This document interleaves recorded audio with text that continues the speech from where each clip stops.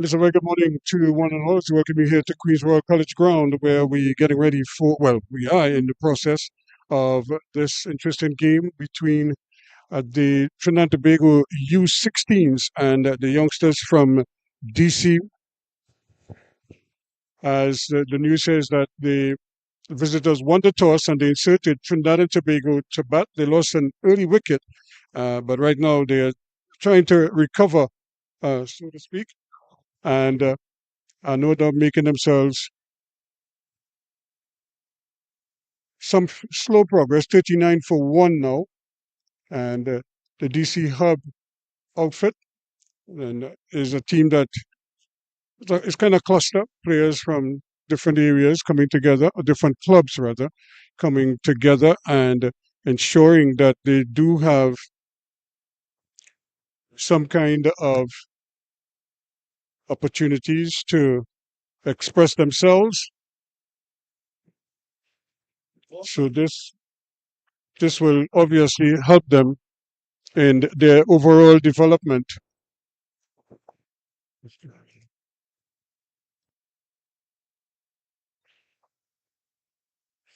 as they obviously come to Trinidad and Tobago to get that type of experience playing on turf wickets and grass fields as opposed to astroturf and other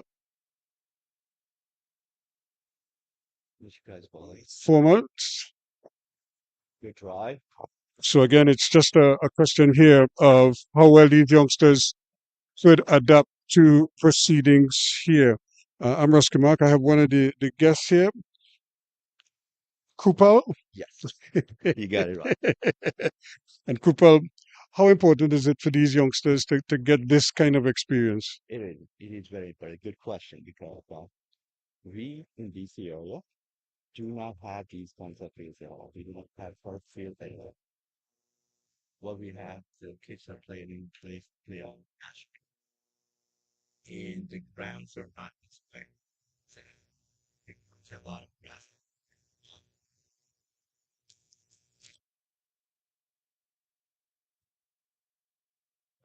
Situation 16 to 8 years.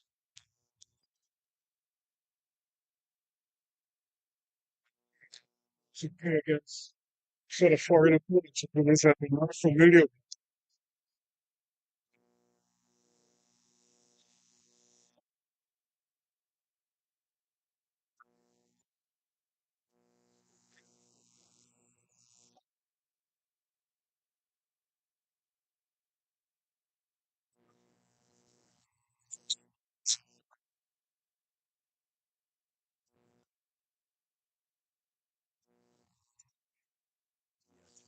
Six. Opportunities for these young girls to showcase their skills and and adapt to the new situations they are in right now and be confident and go back to their basics and see what they can perform on the moving wicket. And I think so far they've been doing okay. The early wicket was a good thing. And I think I hope they learn from what they are seeing and what they are lacking and take this experience back home, improve upon. Obviously, them getting that this experience, making sure that they continue to develop over time.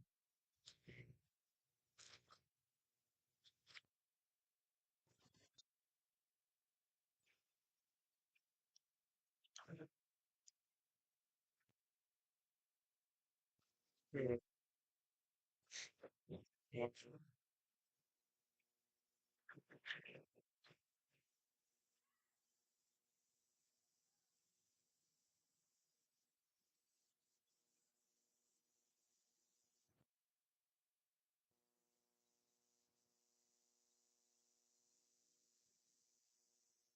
Exactly. So these are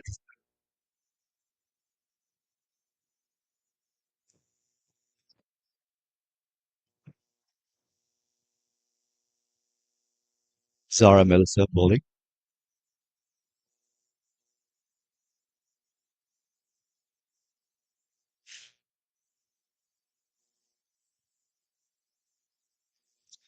Zara just moved to the United States, and she's been with this team for less than a year, around 1 year.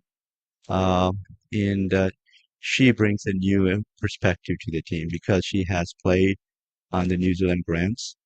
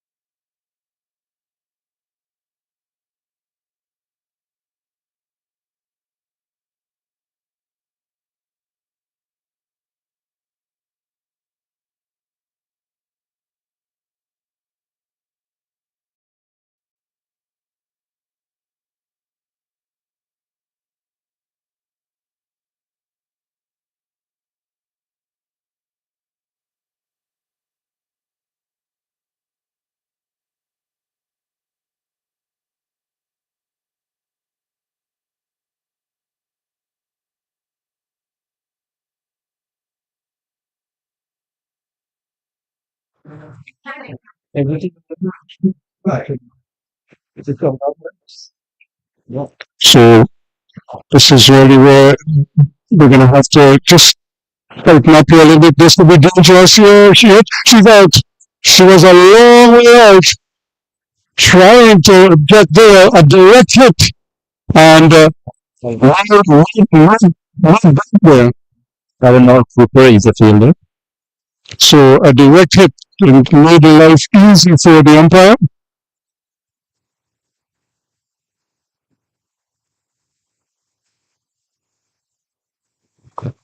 Eleanor Cooper comes from Greenville, Maryland. She's 13 years old.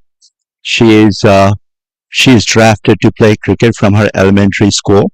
It's one of the elementary school programs when Sham Chodu runs in the DC area, where he scouts for new upcoming talent. And she is one of the kids who do not have a family background of playing cricket, but she was picked up by Sham Chodu, and he had trained her, and she is one of our upcoming bowlers. So excellent fielding. No doubt Chana Mohammed would want to make up for that little miscommunication there.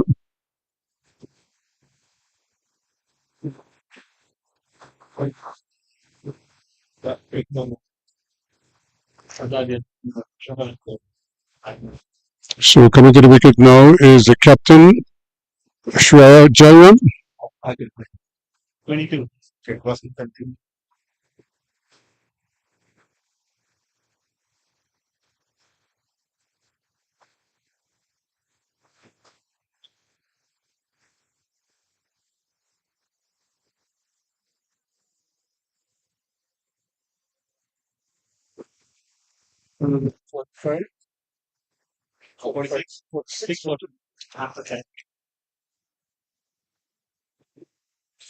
So 46 for 2 it is, as the Trinidad Bay young ladies lost their second wicket. Unfortunately, Muller was run out for 22.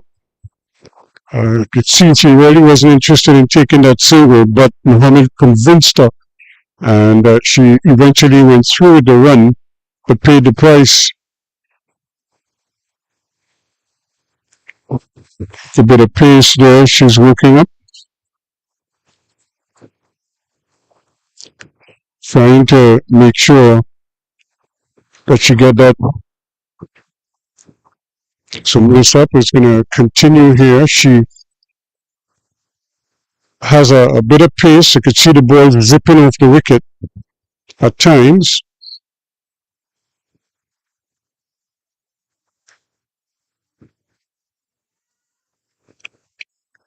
And when she's able to maintain it,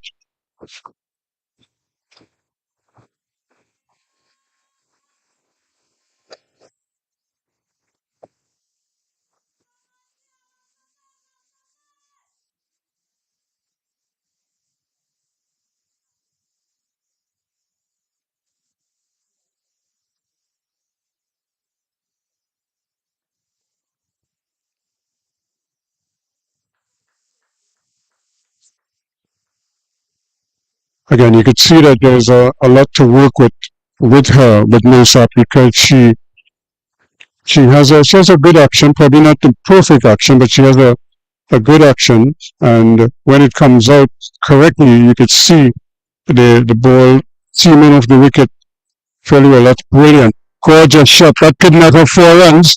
It's going to run away for 4. So the captain is off the mark in the most emphatic of fashions.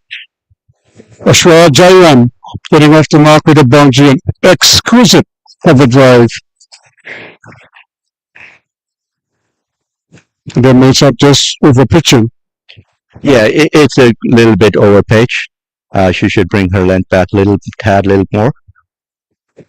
But a wonderful shot indeed from the captain, Jairam. She waits.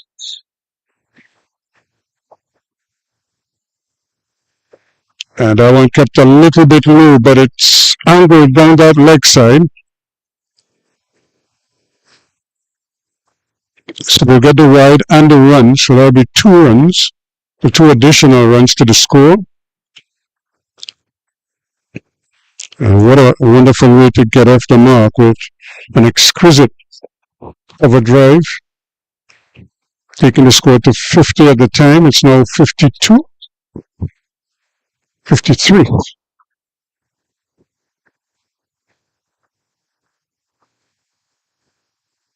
Chuck on another one there. That'll make it 54. Is this normal for these kids? I mean, how much cricket do they get to play on weekends only, or what? That is right. So they only get to play it on the weekends and not outside all the time because the weekends they play matches. The practice is always mostly indoors, and yeah, and we only get to play outside in the summer months. That's very close indeed. That could be out, and it is. She went right across it and didn't make any contact at all. And now, unfortunately, Mohammed has to go. She goes LBW to Millsap.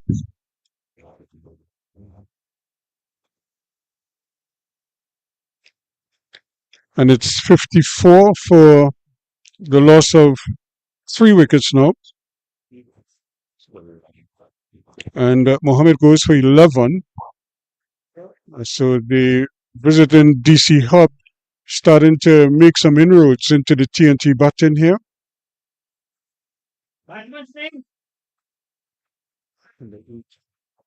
Harry, Maya Harry, Maya Harry.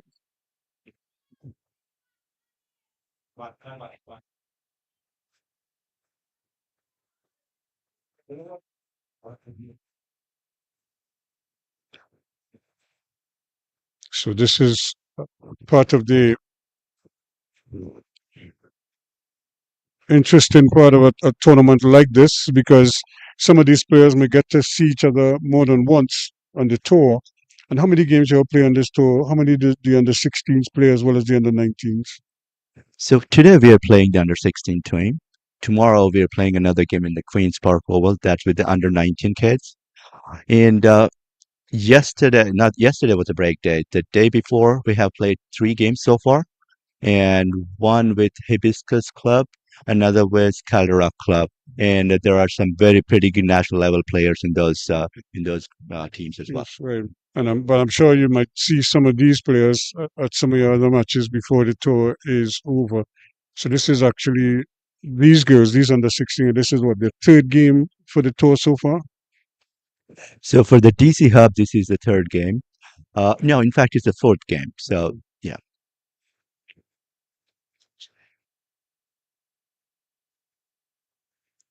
Again, Millsap just angling the ball. She was bowling to the left-hander. She hasn't fixed the radar just yet to get it back to what it would be when a right-handed batter is at the crease.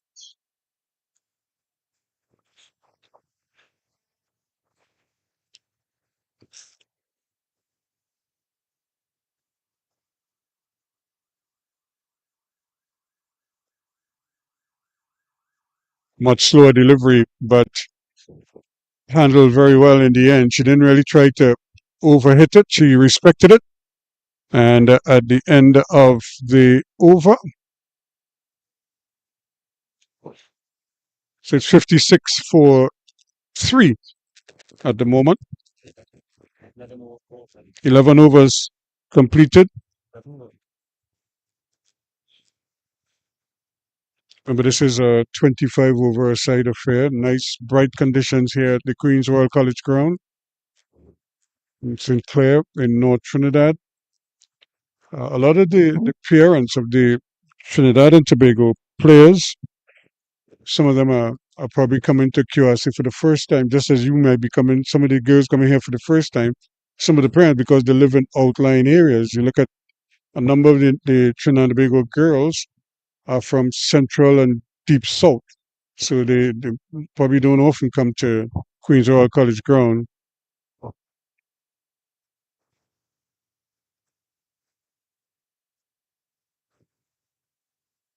That is correct because last 2 matches we played in the central Trinidad near California, and yeah, and I see few familiar faces in this team as well who has played before. That's good. Some continuity for them. It's Nishka Ramaneni bowling.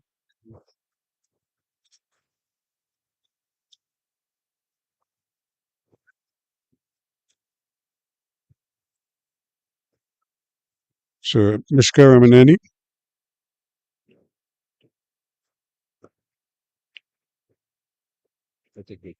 they're going to have to hurry again. The return this time probably a little delayed. And had she picked it up and released it, almost as if she wasn't sure which end to throw it. And but they took a risk there because she did field it and had it in her hands for a long while. But by the time she released it, they were able to complete the single. Jairam is very quick over the turf, so too is Harry. And they had a good understanding there. And that's well played again. Ramineni right up in the block hole.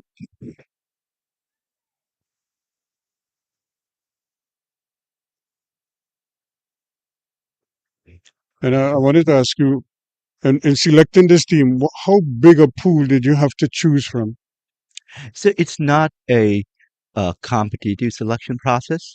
So it is because it is includes. I mean, there are teams from different academies who have been known to play each other.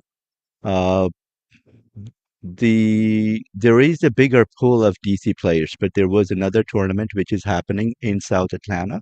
So some of the players went towards that tournament. So we had like players split between that and this tournament. Good on, and again there, but that's understandable. But I would imagine the kids who went to the tournament in South Carolina, it is It's Georgia, Atlanta, Georgia. in Atlanta, Georgia, and they might be jealous of the ones who came here. Yeah. Because they're probably thinking, it's an overseas trip, it's not just a bus ride down the road.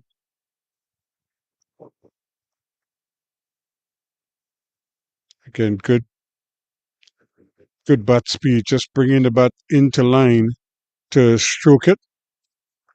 So the players will get a bit of a breather, and it remains 56 for 3. 56 for 3.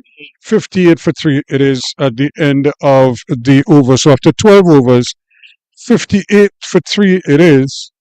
So the players will get a bit of a breather. So we'll come back as soon as they're ready to resume play.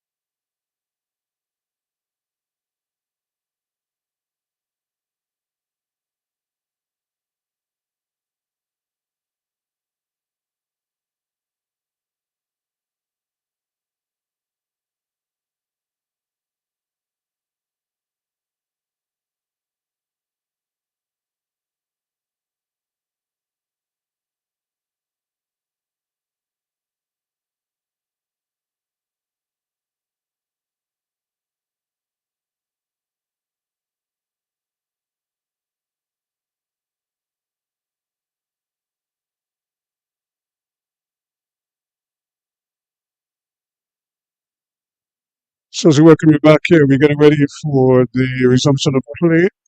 We have 12 overs completed. It's 58 for 3.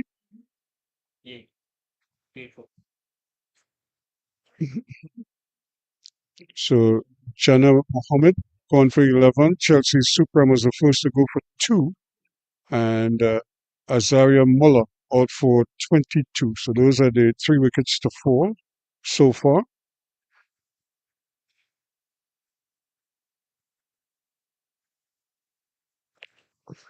Shreya Jairam and Maya Hari are the 2 at the crease.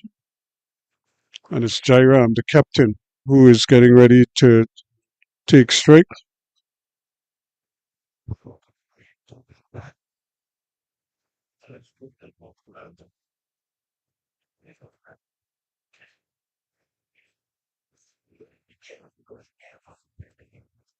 So Eleanor Cooper is taking up the attack from the southern end.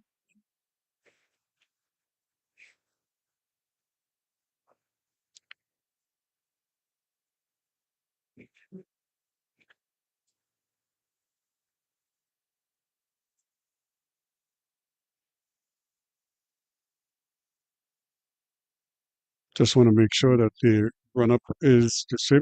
What can you tell me about Eleanor? How good a player is she? She is 13 years old, and she started bowling from her elementary school, and she's very good. She has simple rhythm. She has good rhythm and good run up, and her release is good.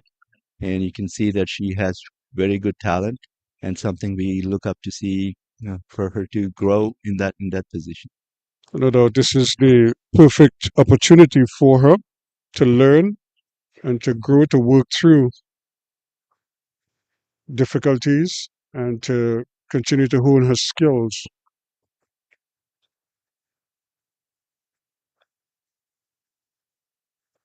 And on target first time up, which is a good sign. She does kind of bowl off the wrong leg sometime, as we say. Not that she's not on the ground when she delivers, it just comes out like Maxwell, was it? Used to bowling just outside. Roland Sampat used to bowl in a similar fashion.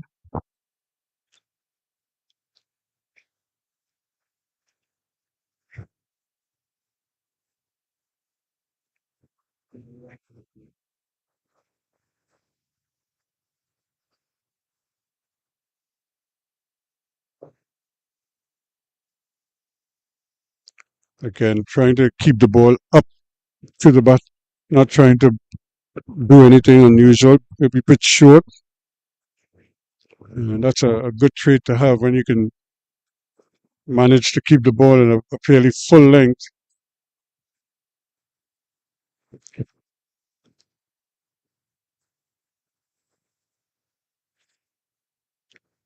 So she's organizing her run up. The reverse to how Ian Wilson would mark out here. She runs from the crease to the top of her marker. And this time a full toss is going to go into the gap. And they decided that 2 was enough.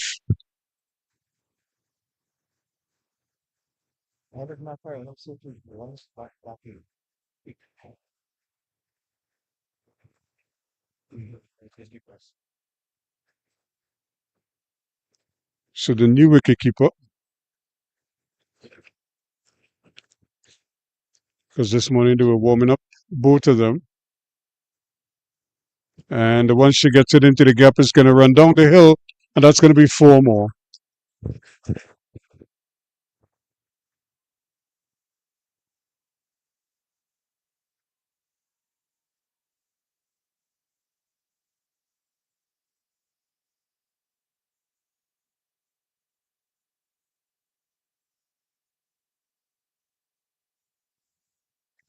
So during the water break, they were able to switch their wicketkeepers around. We have Ahana Ketka as the new wicketkeeper.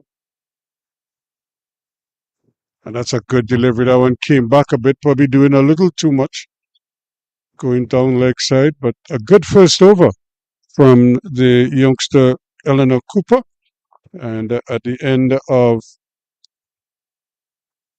13 overs now, it's what, 60 for the loss of 3 wickets, 64 rather for the loss of 3 wickets, following the boundary down to this end.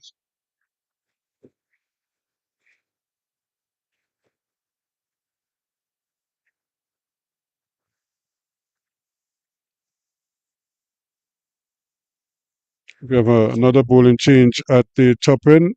Anna Kumgol.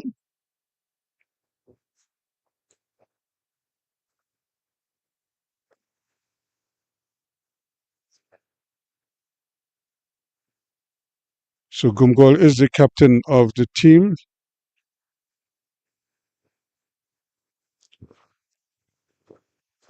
So far so good. She's been able to prize out 3 wickets. I'm sure she would love another one.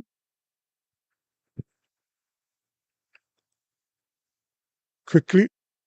And so she's decided that she will take matters into her own hands here. See her flicking the ball in that right hand. So she's going to bowl a little bit of leg spin. Trying to make sure it comes out right. Doesn't always. Short ball. But there is protection out in the deep. So just a 1 run to Harry.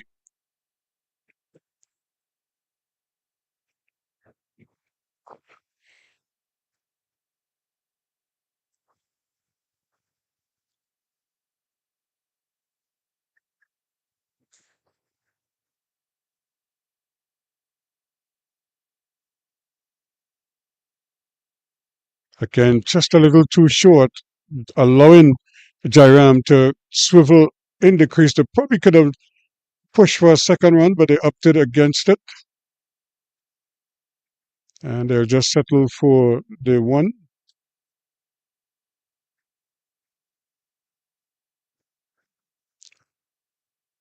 So that will push the score now to 66 for the loss of those 3 wickets. We're in over number 14.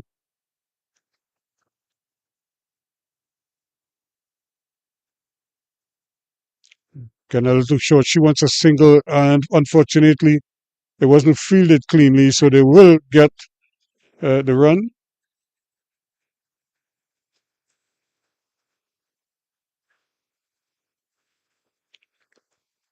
Again, a little bit of indecision there, whether to go for the run or not. Now, that is the most difficult part of the field to judge a single, because the non-striker doesn't always have the best view, and the striker,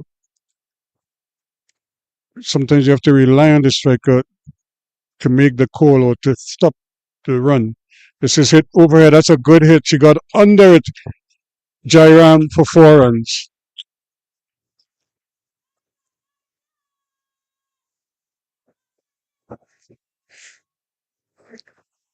So a good shot. She didn't worry about going through the gap. She went over the top and picked up 4 good-looking runs in the process. And you'd have to say, um, so far, Bengal is just a little too short with her bowling. Yes, yes, she needs to bring it out on a little more on the offside and fuller, and have the ball to turn and let the batsman make a mistake and take catches. She'll try again. Leg spinners, they do get wickets sometimes from bad deliveries. And that was almost a case that one kept a little bit low on pitching. And you could just see Jairam going right across the stumps, trying to pull it through the onside. It didn't bounce. And she almost paid the price. She has to be careful. She'd probably be better advised to play it with a straight bat as opposed to going across it, because the bounce is variable.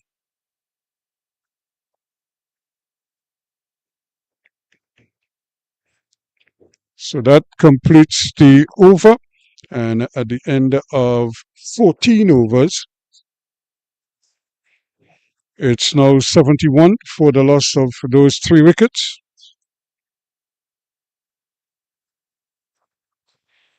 a good opportunity for Trinidad and Tobago to probably try to push on a little bit, but without taking too many risks. They do have another 11 overs to go.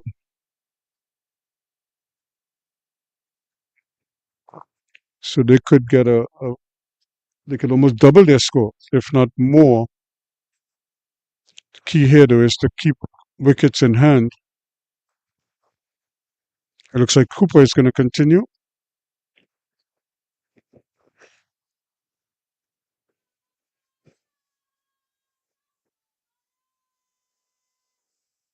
A lot of support coming from, I suppose, some enthusiastic youngsters. Some of them might be part of the national setup as well.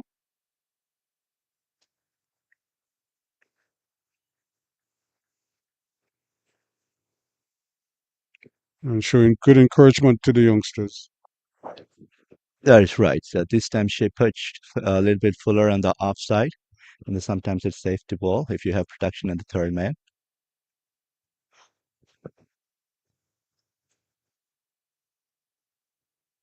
And she's going to have to bowl that one over well wide. Umpires making sure Tulsi Ram Junkie and Clive Gaskin, the two men out in the middle.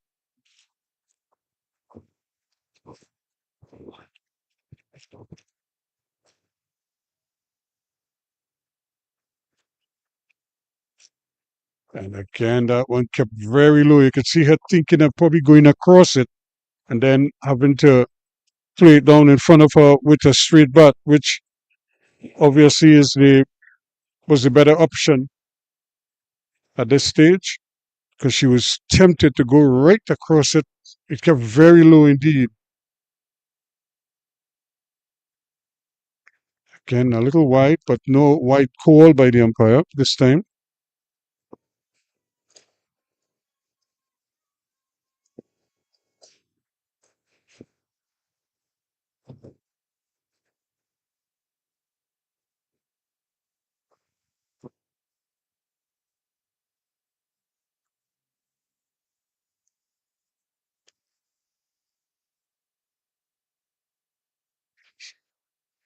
So again, this is probably not the ideal field for these youngsters, but the important thing is they're understanding the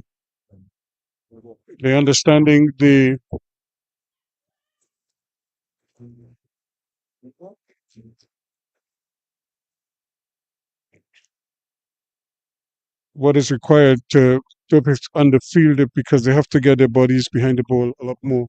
That's correct. The bounce is uneven on the field, and sometimes there is an upward bounce right before you try to field. And you're absolutely right. You have to get the body behind you, the ball, and so that if you misjudge it and the ball stops on your body. She is wide again on this occasion. She bowled a no ball previously. Now a wide is called.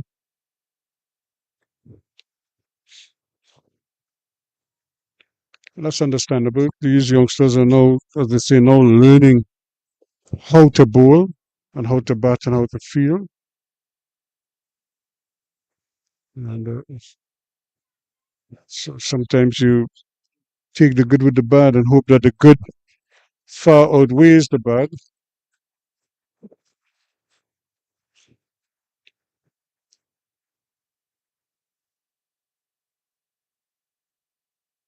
So let's see what Cooper has to do. It's under the microscope here a little bit. Haven't been able to pitch it right. She went to that just in the air.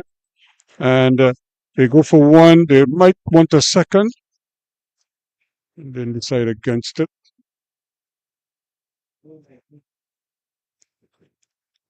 So at the end of that, is 75 for three now. At the end of the over, so that's 15 overs completed. 75 for three. I'm going to take a bit of a breather. Joel Bailey is going to come in to take you on with the commentary.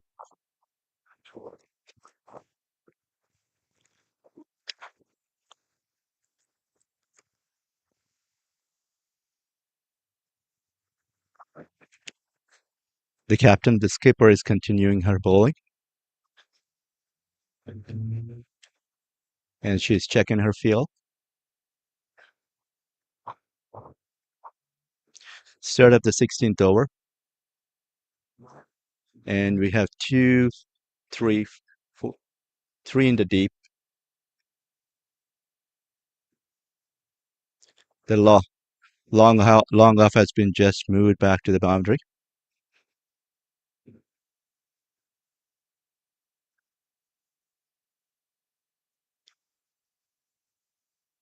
The short, kept low. Morning to all viewers, Trinidad and Tobago, United States, all over the globe.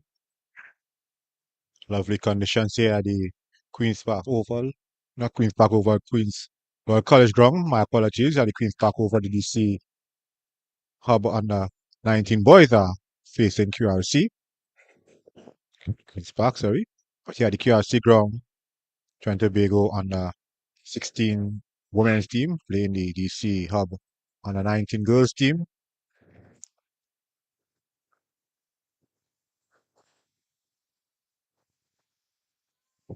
That was a quick single. And the batsman scoping the field.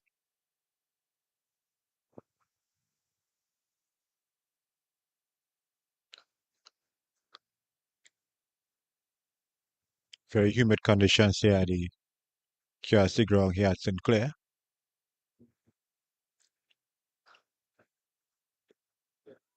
That's a wicket, fourth wicket down for the TT on the 16 team. Shreya Jairam just been dismissed. Caught at short cover off the bowling of Anna Gumgal for 16. Caught 16. Score is now 76 for 4.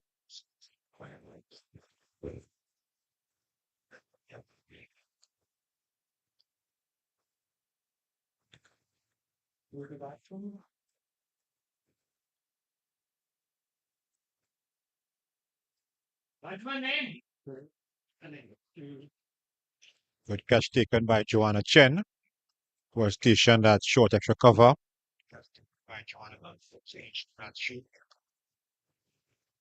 So that's the fourth wicket down for the Trinidad and Tobago women on the 16 team, 76 for 4 after 15.3 overs.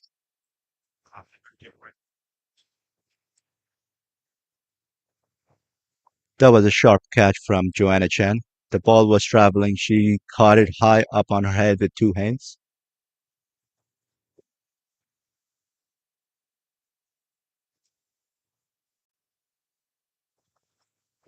Christian Marsing is the new batter, joining Maya Hari, left-handed batter.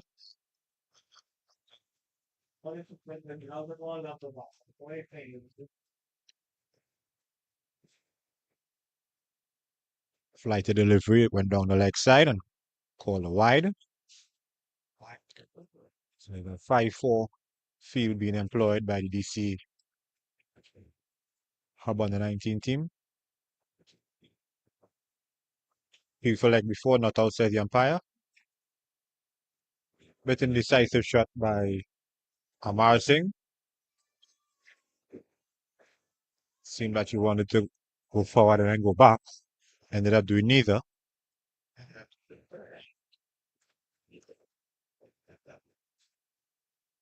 That's another wicket, 2 wickets down in the over. Amar Singh cleaned up by Gumgol. Another indecisive shot. This one going between bat and pad and knocking back a middle stump. So Amar Singh goes for a second ball duck. 2 wickets in the over so far, 77 for 4. Trinidad and Tobago on the 16 team. 76 for 5, my apologies. Yes, 76 for 5. That was an excellent ball. It turned a bit, and it caught the batsman by surprise, and she bat by surprise.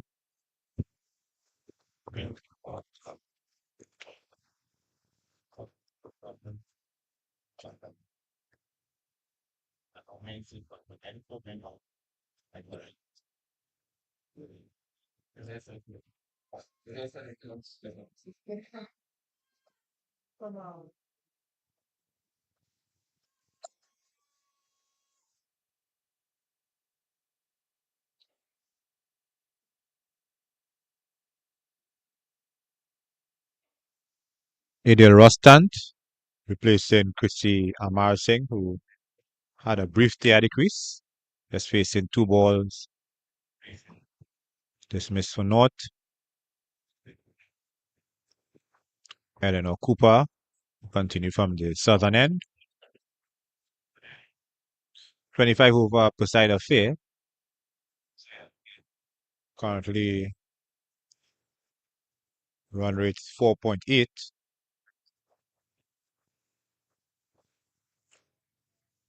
The DC has turned around the game pretty good.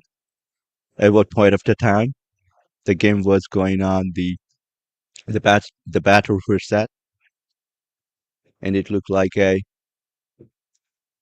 score could be double in the next 10.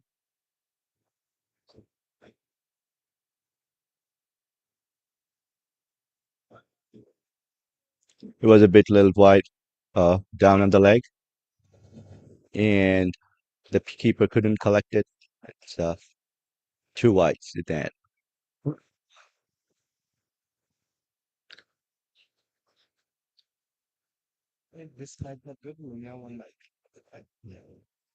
Field so far being employed. They have a third man, point, short extra cover, deep cover, mid on, mid off, short mid wicket, and a square leg. Wide delivery ball by Cooper. Score goes up to 80 for 5. 17th over.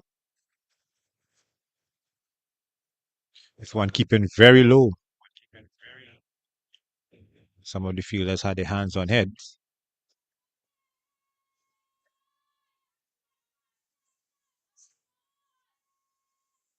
Quite enthusiastic support here at the pavilion end where we are stationed. Geeing up the Trinidad and Tobago Women Cricket Association's under 16 team. Play and a miss by Rostant. They have moved the field inwards.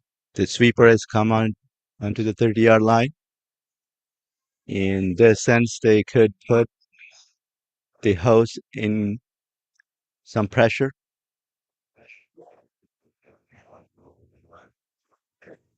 Another ball outside of the off stump, a swing and a miss.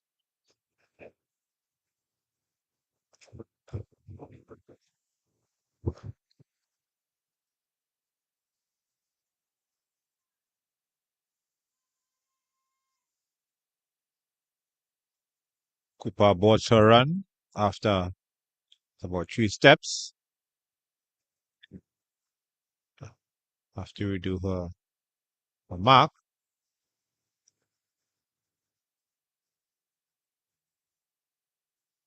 This one also keeping low. Rostant pushes to a point. Could have gone for a single, but she decided to stay at her crease. May not want to risk a run-out opportunity.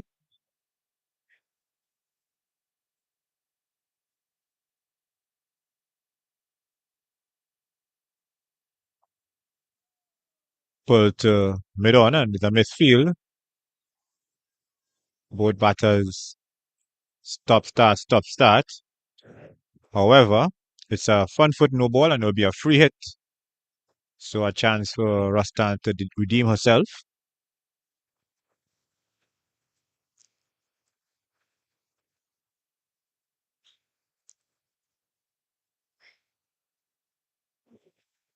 Same thing again.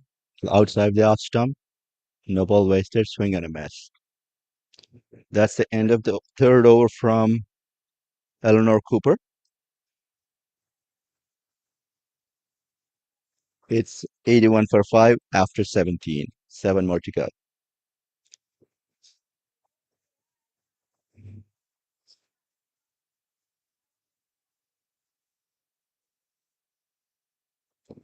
It's the third game of a six-game tour by the DC Hub on the 19 girls team from the United States. They were beaten on Saturday in a 25 over side affair against Achievers, and on Sunday in a 40 over side affair against Hibiscus. Both games was played at the Caldrock Ground in California. Tomorrow, the DC United, not DC United, I keep saying that, that's the MLS team, DC Hub. On the 19 team, we at the Queen's Park Oval against the Trent Tobago Women Cricket Association as a 19 team. Then Friday, they will have two T20 games against the Secondary Schools Cricket League's girls team at the Petition College San Fernando Ground.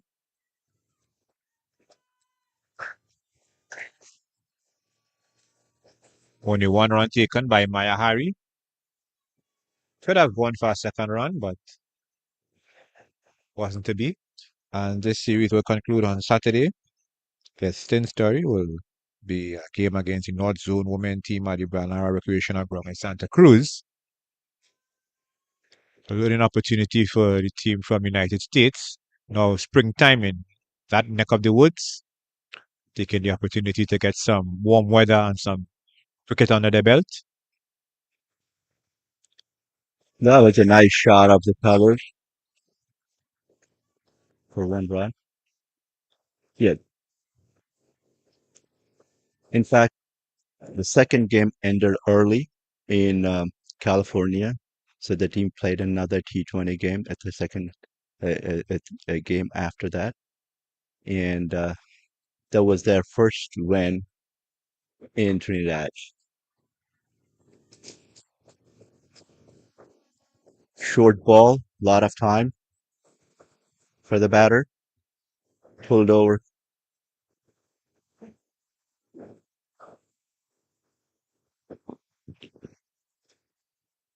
Kumgola's done the trick for her captain, taking 2 wickets. She's in a third over. She's already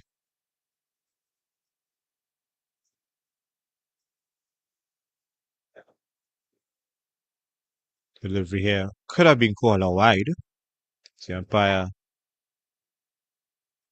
went down the lenient route.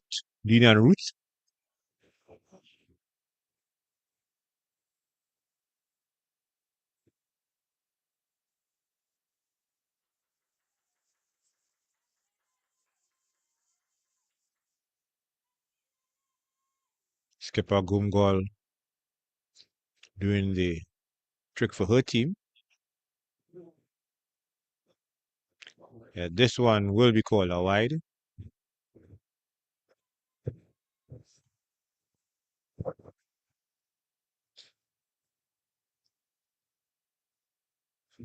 The team has to work on the extras. DC Hub, 24 extras already.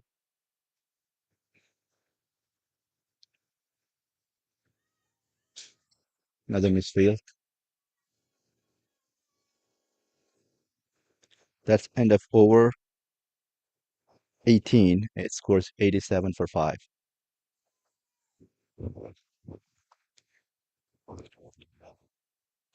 Didn't mention it's an opportunity for the DC Hub and the 19 girls team to get some practice here in Trinidad, and also the under 16 girls team will have an opportunity to test their skills against foreign opposition players who they would not have much, if any, idea about.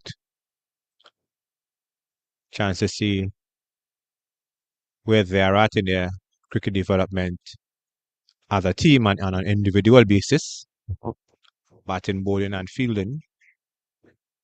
So it's a useful match for both teams in more ways than one. Joanna Chen will be taking up the attack from the southern end, replacing Eleanor Cooper. Cooper bowled 3 overs, no maidens, not for 14.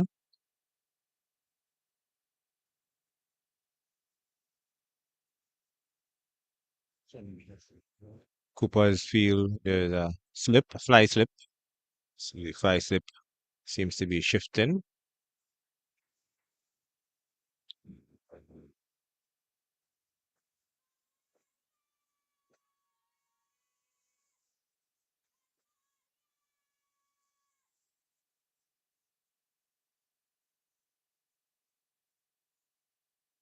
Okay, so the slip, a deepish point,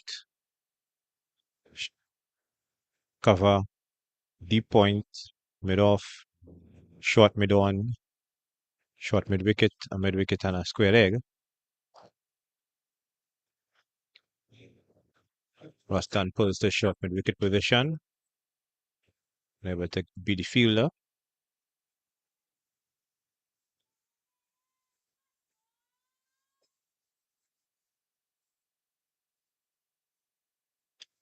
Play and a miss. Nearly drag her feet outside his stumps. Could have risked us being stumped there.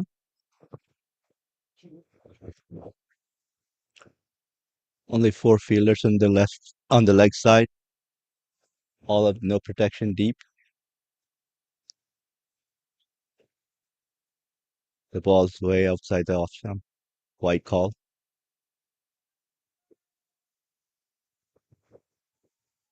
Would be imperative for the DC Hub team, at least the bowlers, to try to target the stumps. Force the Trinidad Tobago under 16 team to play at more deliveries. This one will also be called a wide. Not doing the cause any good with these extra deliveries. Maybe giving the under 16 batters more time to settle at the crease. And a better line delivery. Forcing Rustan to drive to cover for no run.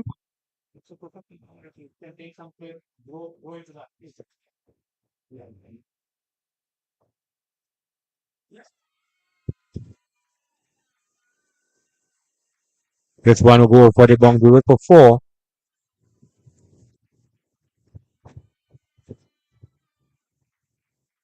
So a shot of real authority by Rustan, rocking on the back foot and driving over the infield.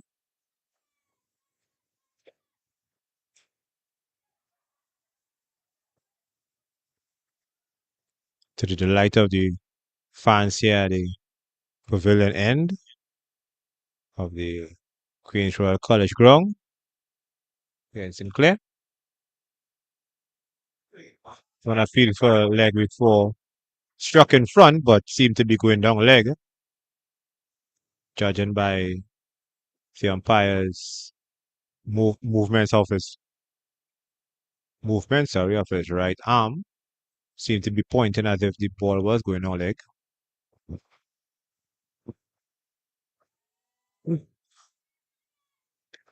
That was a chance. Had gone a big in, and that just before reaching the boundary.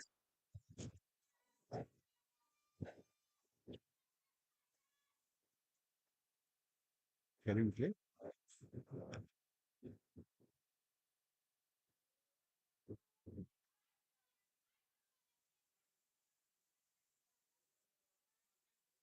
Was an edge. Ball went between keeper and slip.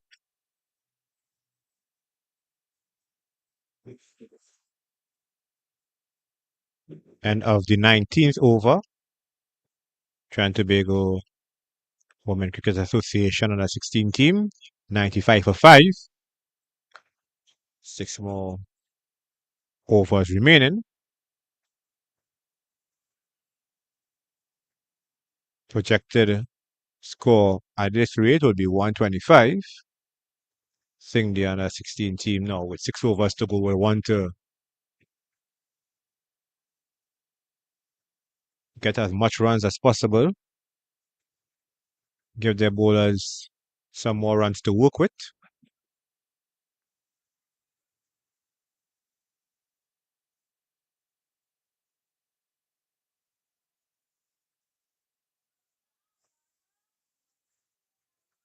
Harry played a defensive shot, ball just caught an outside edge, trickle pass, slip fielder, but no run taken.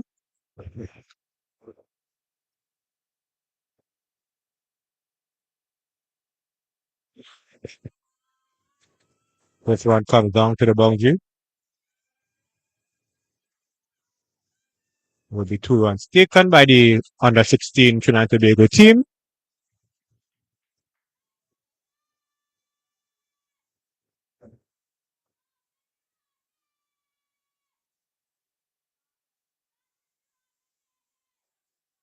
Score goes up to 97 for 5. Harry goes up to 10. Now he played on there. Then goal left in disbelief. I was wondering how come the ball didn't strike the stumps.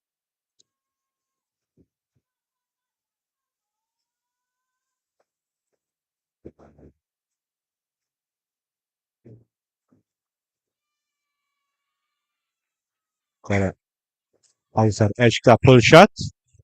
Only 1 run taken. Now the ball went to the vacant final leg position.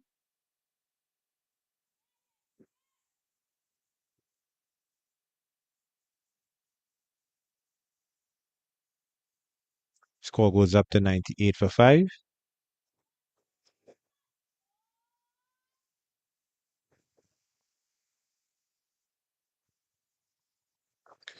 This one will be easily called a wide. Seemed to be heading to where Slip would have been stationed. Slipfield has dropped back to short third man.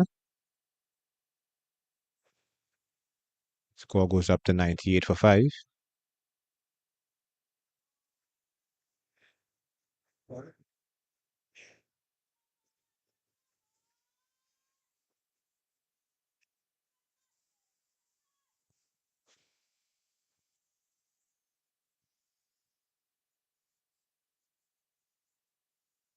This one seemed to be almost a wide and was almost a run out as Rostand was drifting out of a crease. The keeper threw to the stumps, missed. No run taken, or no overthrow taken either. So that's the end of the 20th over. Trinidad and Tobago Women Cricket Association's under 16 team on 99 for 5.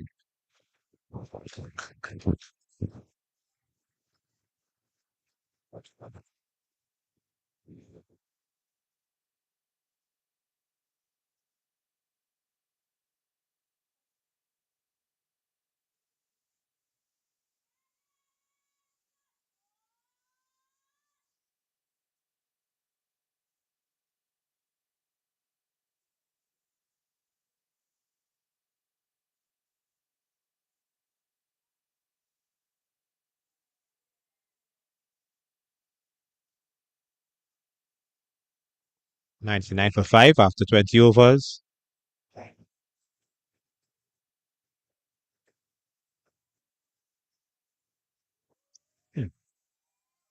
Ball came back at the batter. Almost dislodged off bill.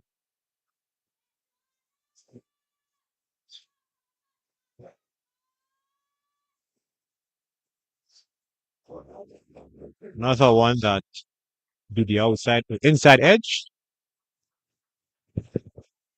A little bit cloudy here. Hopefully, no immediate threat of rain.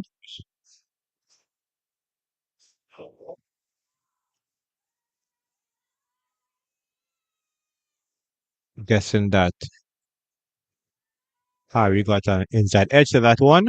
And that brings up the Trinidad and Tobago Women Cricket Association's under 16 teams 100. 100 for 5 after 20.3 overs. Maya Harry on 11 and Adia Rostant on 8. Harry on 12, sorry. Rostant pulls the square leg. She gets a single.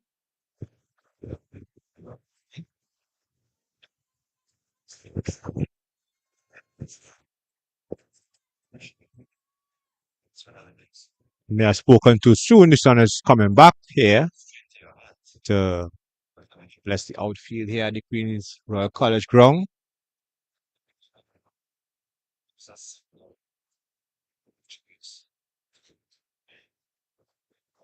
This one again be the inside edge.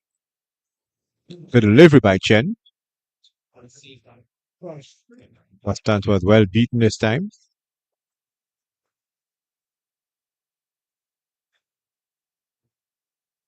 Not Rustan, that's Harry. Who's facing. Harry pulls to the left of mid wicket. He got him to Walker, got an awkward bounce.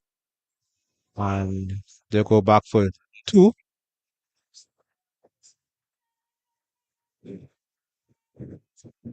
That's the end of the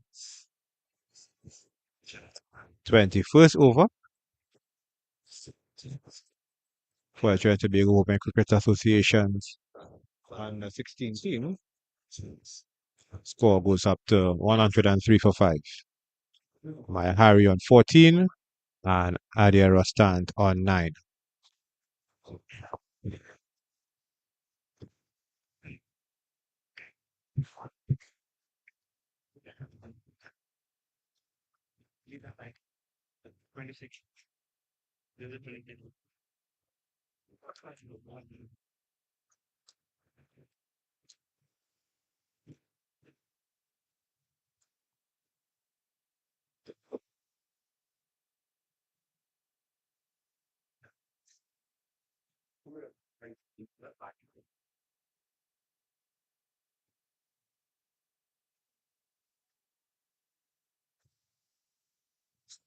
Couple of the substitute fielders came out to give some water to the Trinidad Tobago players. Almost sure that some instructions were passed to the players. Perhaps to change gears. 4 more overs remaining in the 25 over per side affair. 103 for 5. Trinidad Tobago Women Cricket Association's under 16 team. Kumgol will continue from the northern end. She'll be bowling to Adia Rustant.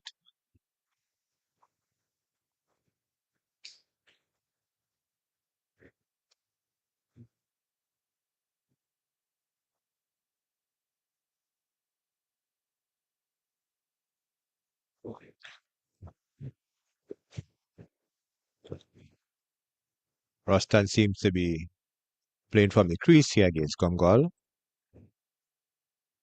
May want to try to put Kumgol off her length by moving her feet forward. Again, play and a miss. Really, Rustan should try to force the pace, as I said, down to the what you call years ago the happy hour. Only 4 more overs remaining in this innings. Drop just short of the mid-on fielder. Sent back to a crease. Please for a run out.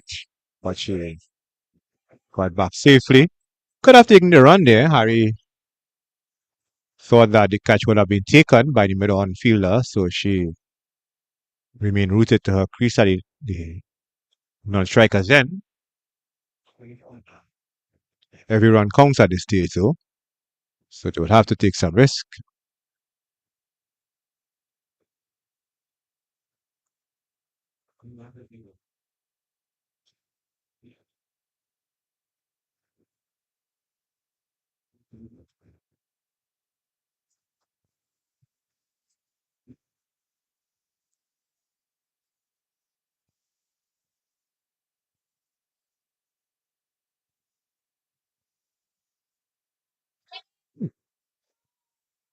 Kane Rastan seems intent on playing from the crease. That one nearly bowled her behind her back.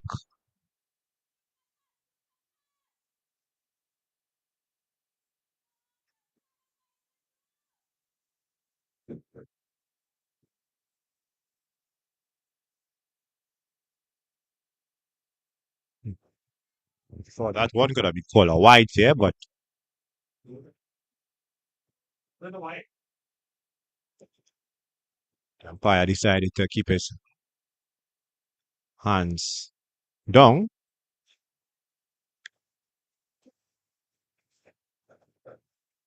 Driven back to the bowler. Really think that Harry now will have to take the bulk of the batting here. Do the bulk of the batting here. Only 3 more overs remaining in this innings.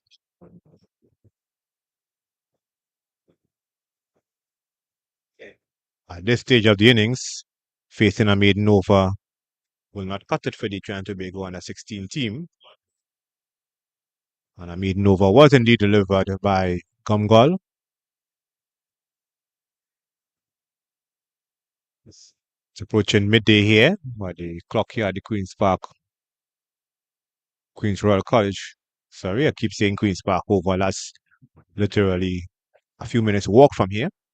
But the clock at the QRC ground is striking for 12 o'clock hour.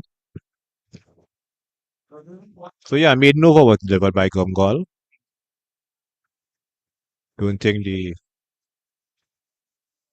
Trinidad and Tobago under 16 coach, former West Indies player Stephanie Power will be too pleased by that. As I said, the team will want to get as much runs as possible to put pressure on the DC Hub under 19 team. Joanna Chen will continue from the southern end. She'll be bowling to Maya Harry. Pardon?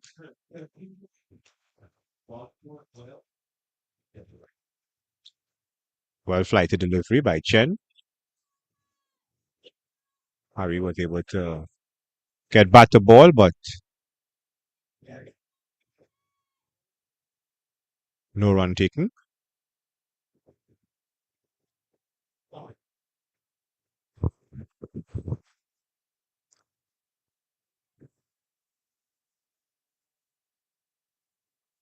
The DC Hub under 19 girls team will be pleased by this. Haven't had a run scored for a while.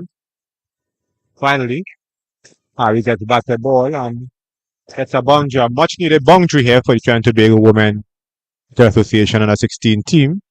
Beaten mid on, beaten mid off to her right. Mid off was a bit wide. 4 runs to Harry. Harry moves up to 18. Scored 107 for 5. First time a run was scored after 8 dot deliveries. The minor change in the field. Mid off fielder Cooper and mid on fielder Chukla being switched. Chuka, sorry.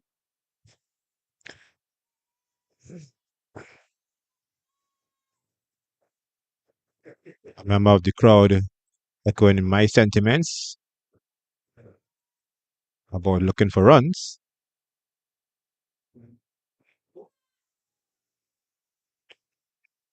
Driven to mid wicket by Harry, but stopped by the fielder who's stationed at short mid wicket.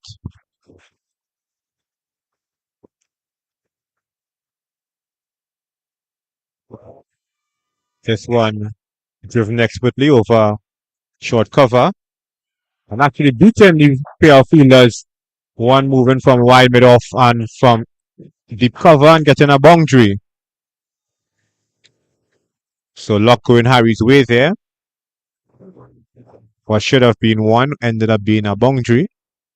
She'll be delighted as the 23rd over comes to an end, 111 for 5.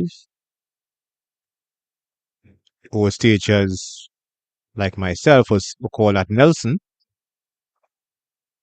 So with 2 overs left in this innings, Trinidad and Tobago Women Cricket Association's under 16 team 111 for 5. Maya Harry on 22 and Adia Rostant on 9.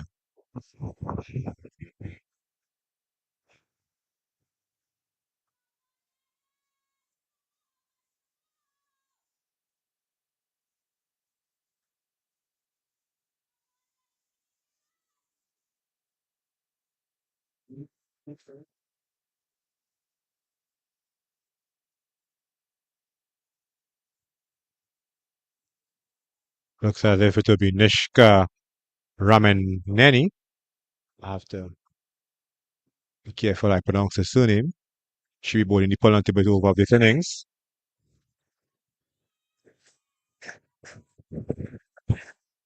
Some more positive intent by Rustant than she showed of late.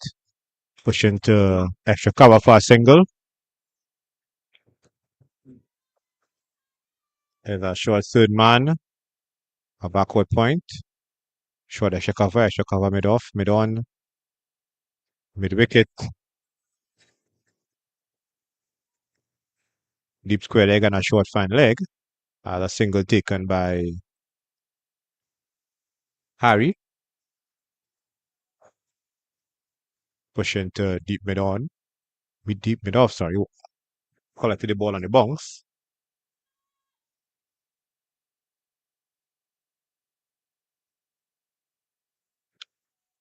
This one will be redone by Rameneni. Wide call by the umpire.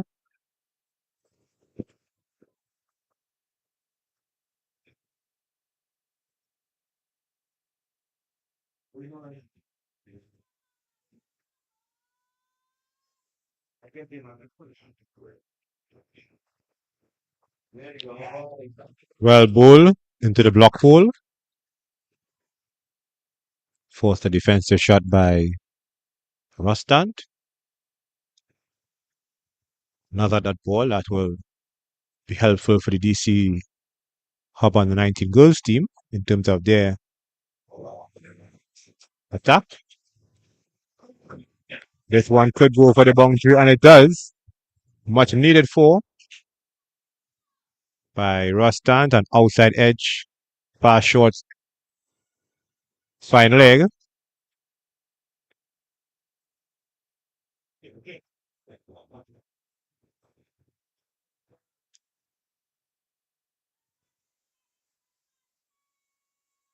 Kumgar stopped the ball, but she did so when the ball was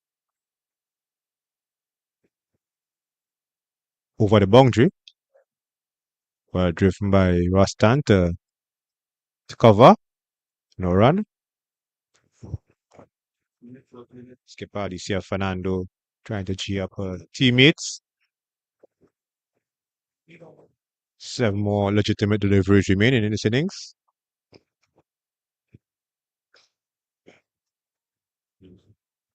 Full toss ball by Ramaneni. Caught Rustant unawares and she pushed it to short cover for no run. That's the end of the 24th over. Is it? Somebody feel that's still standing. Yeah, it should be the end of the over. It is indeed. After 24 overs, 118 for 5. Maya Hari on 23, Adia Rustant on 14. One more over remaining. Seems like it will be bowled by Nilichuka.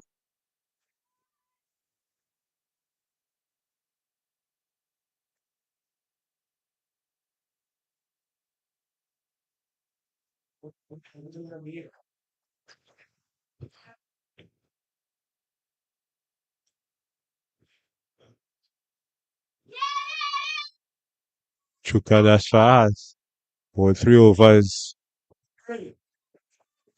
No maidens, 1 for 15. So she has the honor of not only bowling the first over of the innings, but the last over of the innings.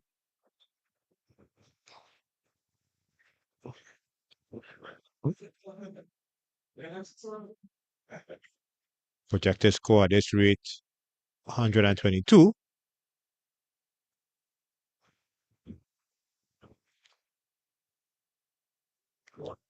One struck Harry on the leg, well, on a thigh.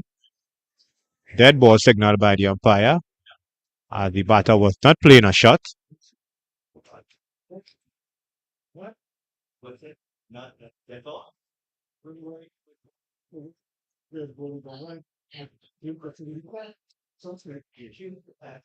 So the batters going back to where they were stationed before the delivery.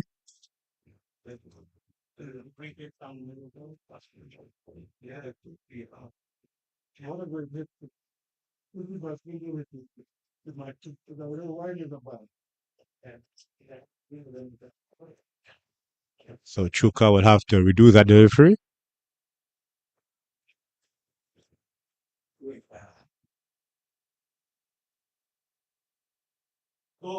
Construct pads.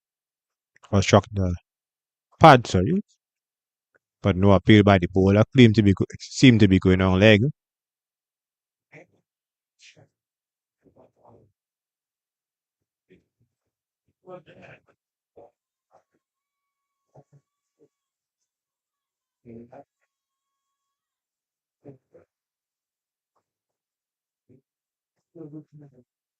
Chuka was not comfortable with her run up.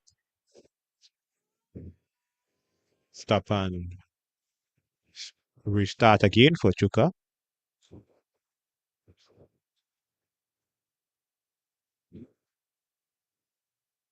This one will be called a wide, which is the score to 119 for 5.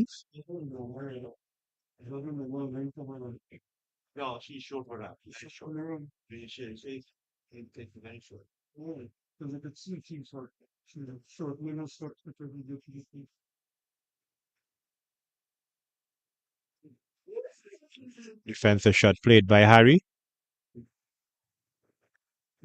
Both are the stumps by Chuka, where she should be aiming at the stump.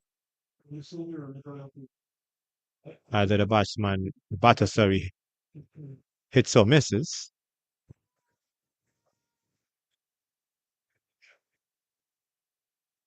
This one driven aerially over short mid wicket.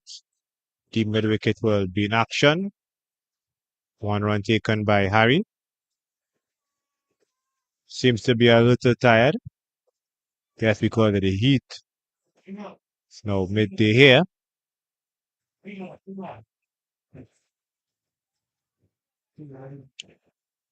Harry goes up to 24.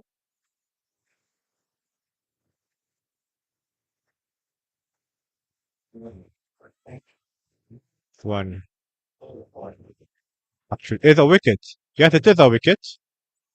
From our vantage point here, I thought it would have been a bye, but Rustan has been clean bowled for 14.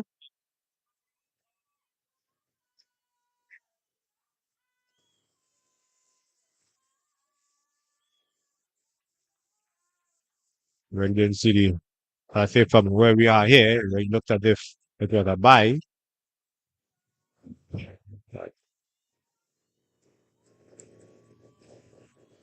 That's the end of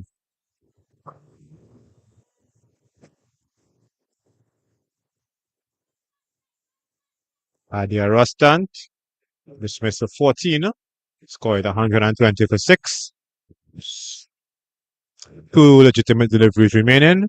New batter at the creases, Aishani Ramsewak.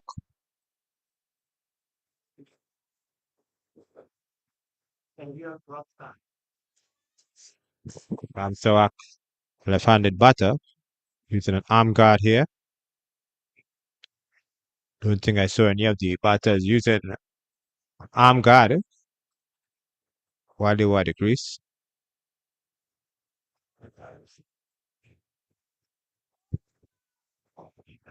Chuka decided to go around the wicket.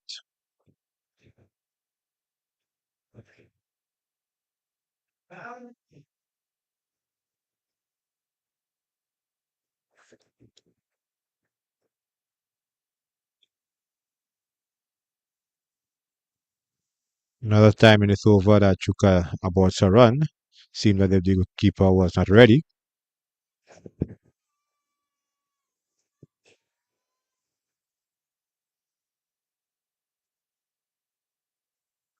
That one keeping low. Ramsewak played a miss.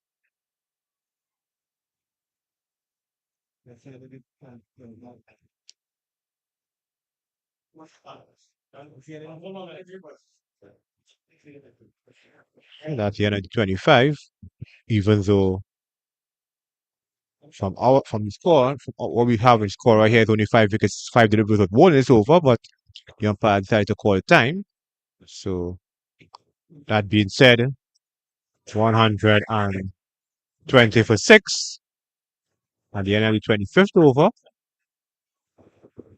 Maya Hari unbeaten on 24, and Aishan Ramsawak unbeaten on North. So just briefly, just give you the scoreboard, the scorecard here, scorecard, whichever way you feel to put it. Chelsea Sukam was leg before to Nidi Chuka for 2. Fellow Najana Mohammed was leg before to Zara Millsap for 11. Azaria Mula was run out by Eleanor Cooper for 22. Shreya Jairam was scored by Joanna Chen of Anna Bumgol for 16. Maya Hari was not out for top score. She top scored with an unbeaten 24. Krishya Amar Singh was dismissed for naught. Adia Rostad. Amar Singh was bowled by Anna Bumgol for naught. Adia Rostad bowled by Nidhi Chukla for 14. And Aishani Ramsawak not out on 2. 31 extras.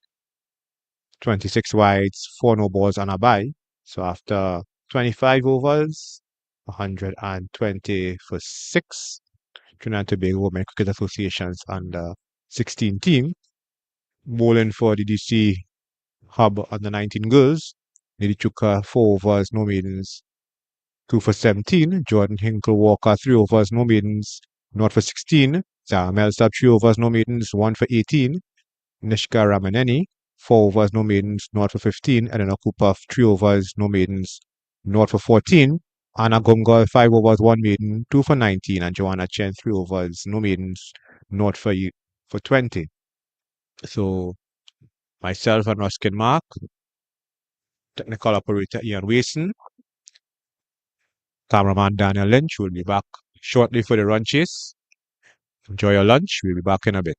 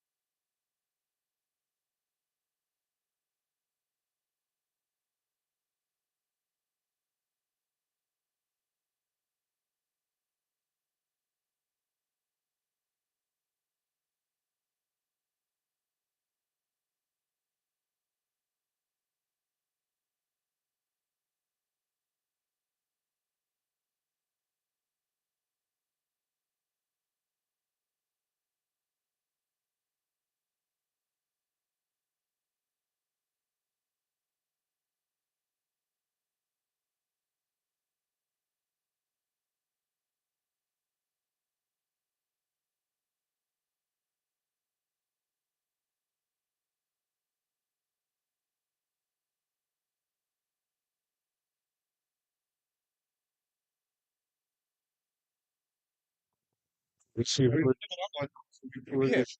I know, I just want to see who it is, but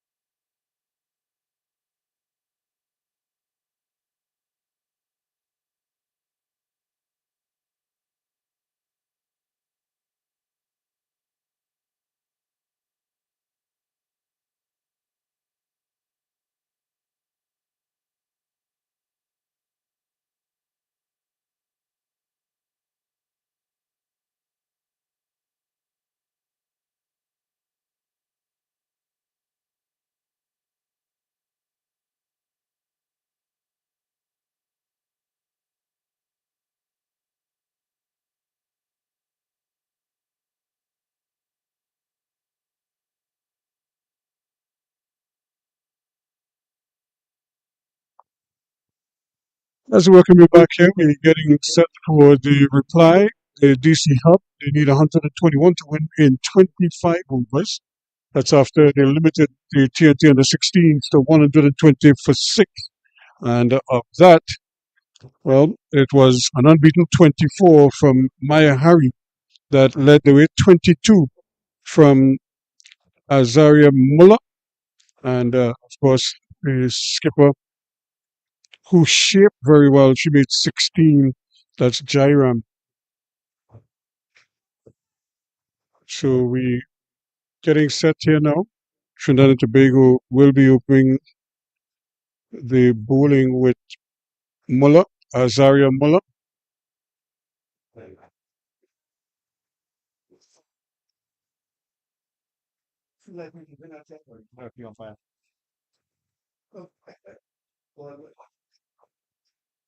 So Mullah it is.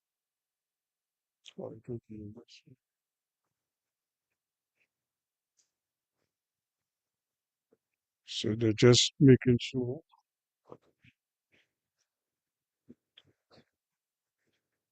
But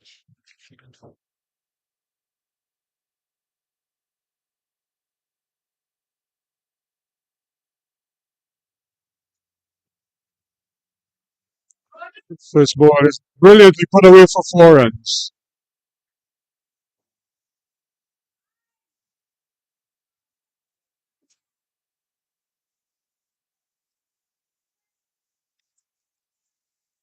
I don't know, cucumber something like that.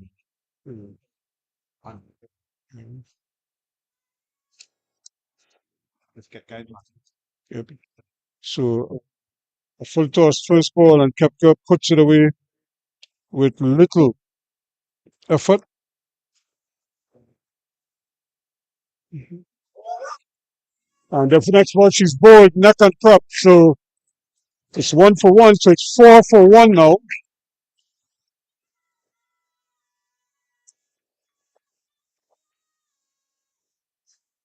So Muller getting her revenge after being dispatched for the first ball. She bounces back with a beauty, and Kepka has to go for 4. It's 4 for 1 now.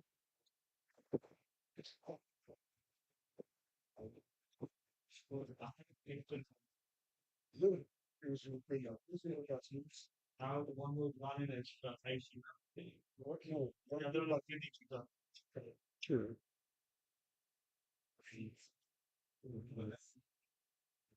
Mhm. Mhm. Yeah.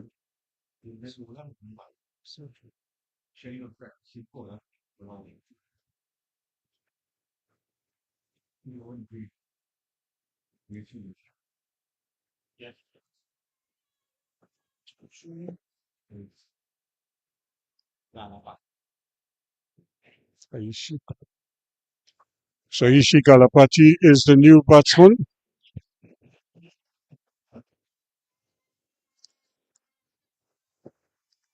and she is immediately off the mark.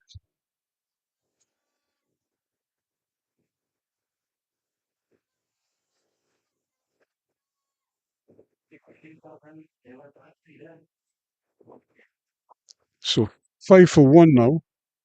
The Trinidad and Tobago U16s will be hoping to keep taking wickets, whereas their opponents will be anxious to get these runs. And going right under the wicketkeeper, Jana Mohammed. So by his signal. So one of the areas that they're going to have to really try to tidy up on is the extras, but at this age group, it's almost something you can't avoid because they will bowl wides and they will concede byes.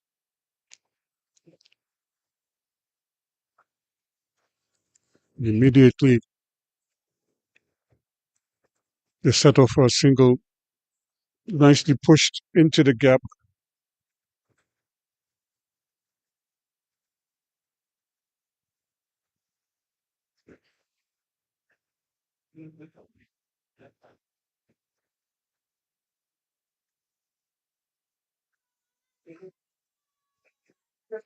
So Chuka is back on strike. She tries to settle into some kind of rhythm with the bat. So that concludes the first over. Not a bad effort from Azara Mullah. 7 for 1 at the end of it.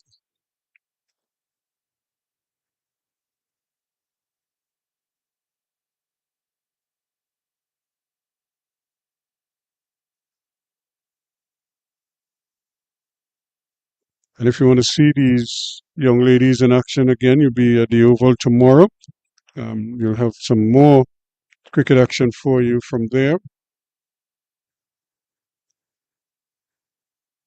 Remember, the boys team is also seeing action as we speak at the Oval.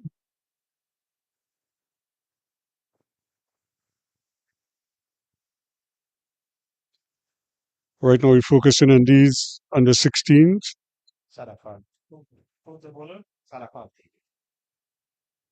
Jillian Sadafal is the new bowler.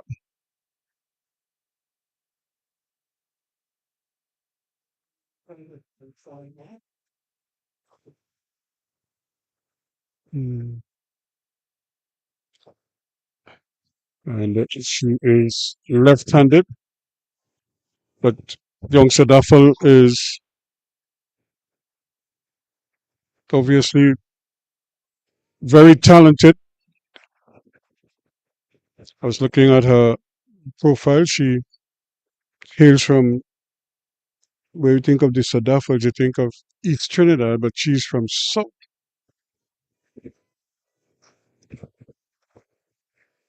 Chilean Sadafal doing well. Good bit of fielding in the air, and Keelan Solomon as well. Getting to the ball quickly and stopping it from going past her.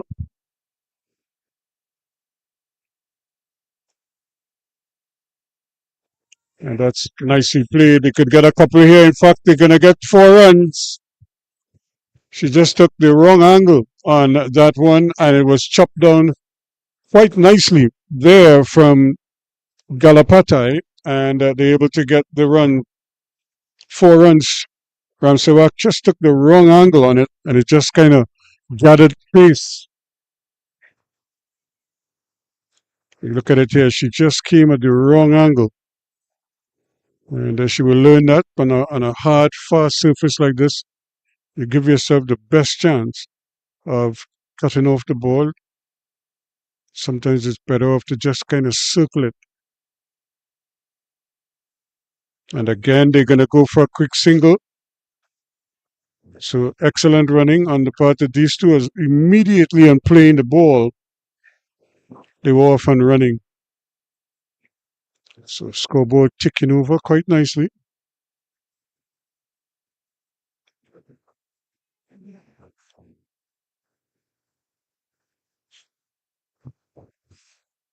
So Chanka is going to take strike.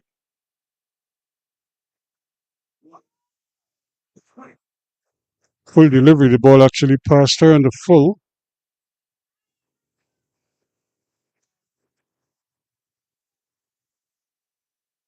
Missing out there, she might be thinking. There's a nice big gap through the covers there.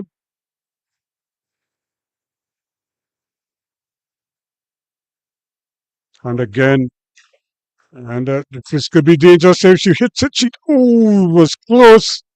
It probably needed a direct hit, and but she was just a little bit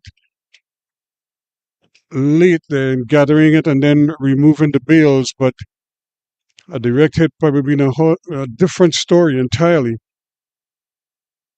and that's the danger of running on a misfield, because if it doesn't go very far, you could misjudge the amount of time you have to complete that single.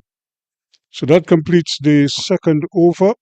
It's 12 for 1 after 2. Once again, we are live here on 360 TV as we bring you the coverage of this game, the TNT U16s against the DC Hub U16s. A lot of young talent on display. They're just making their way in the cricketing world, trying to understand what they can or can't do, and 13 for 1 rather at the end of that over. So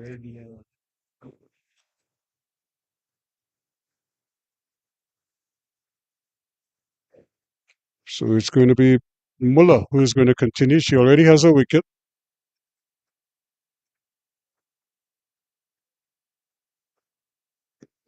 And that's striking on the pad, but you could see the movement going towards the leg stump, outside the leg stump.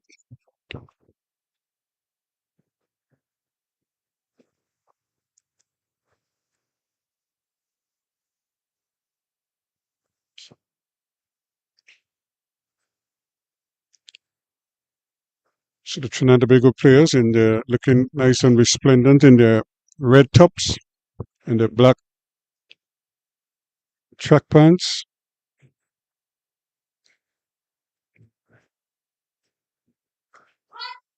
Probably trying to emulate the achievement of the under 16 net bowlers at the GMPR tournament over in Barbados on the weekend.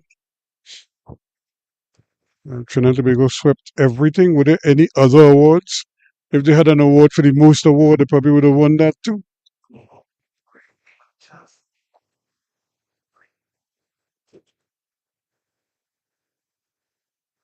That's it. Nicely hit on, and that's 4 runs. It literally burst through the hands there of Sadafal, and it went past her in like a bullet. And she didn't really have much chance of stopping that. She tried to get a hand up there, but she didn't get there. Actually, it was Maya Harry, who was feeling at that point position, and that ball just sizzled past her.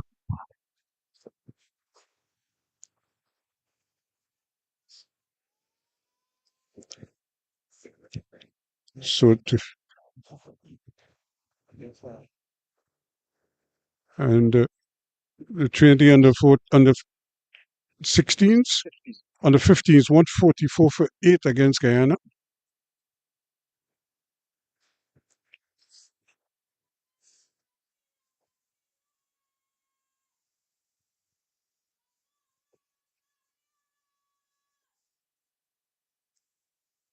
So a good comeback delivery there after being put away for 4 runs. Although it was in the air, it went there like a rocket.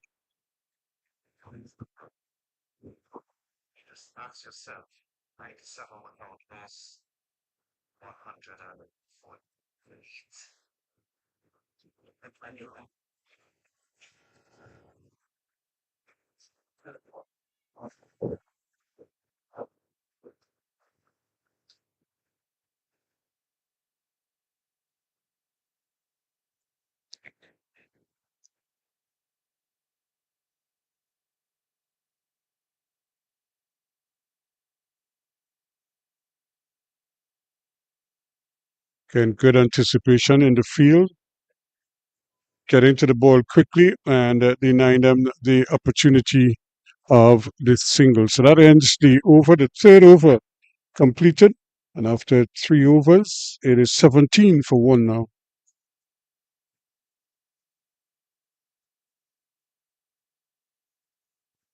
So that's 2 overs, sent down 2 good overs so far from Azaria Muller.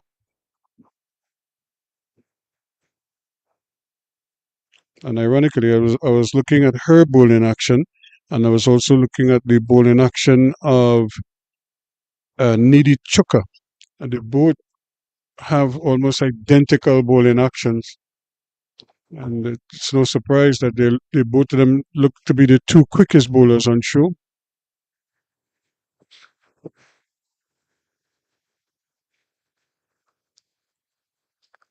Sadafal. And again, they start a little bit late here trying to get the run, but they will eventually get it. It's a bye signaled by the umpire. Adiel Roston tidying up.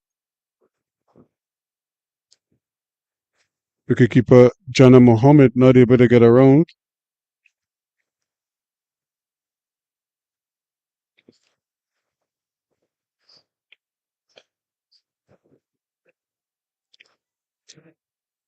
Bang on target there is Sadafal, not putting too much pace on the ball. Batsmen are going to have to generate their own pace.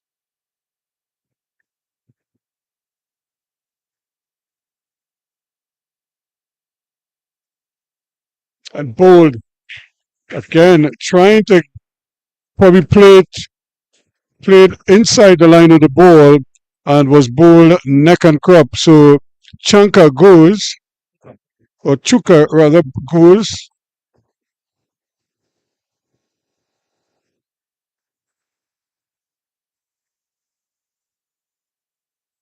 So both opening bowlers picking up a wicket for Trinidad and Tobago.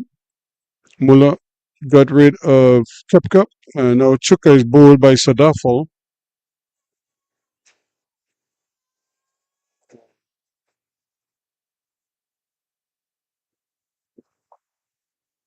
So Joanna Chen.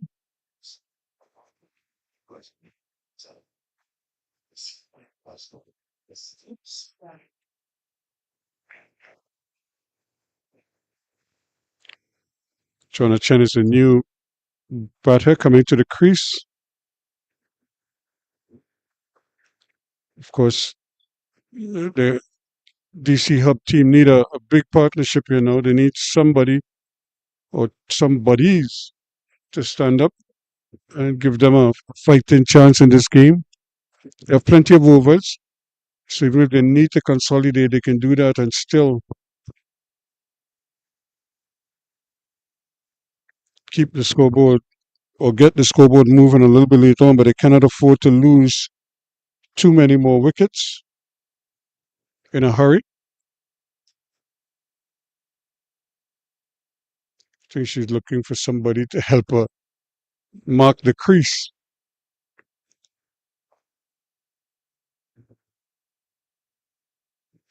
And just got in the ball. There should be a single. She was a little bit late and starting, but the call came from Galapati, and that forces her to go for the run. So she's off the mark.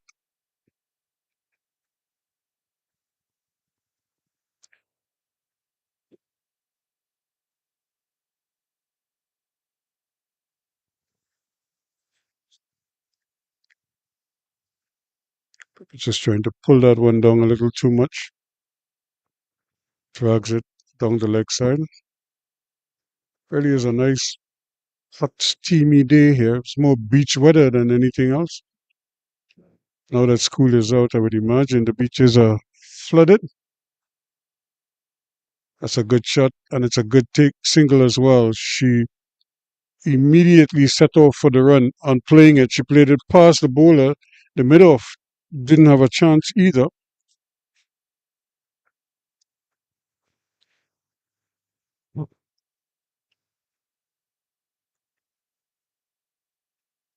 But there is a long off in place. But that's 4 runs. From the moment it left the bat, she doesn't even have to run for that. That was hit hard, and it went past everybody for 4 good-looking runs. So that ends the over. It's 24 for 2 now after 4.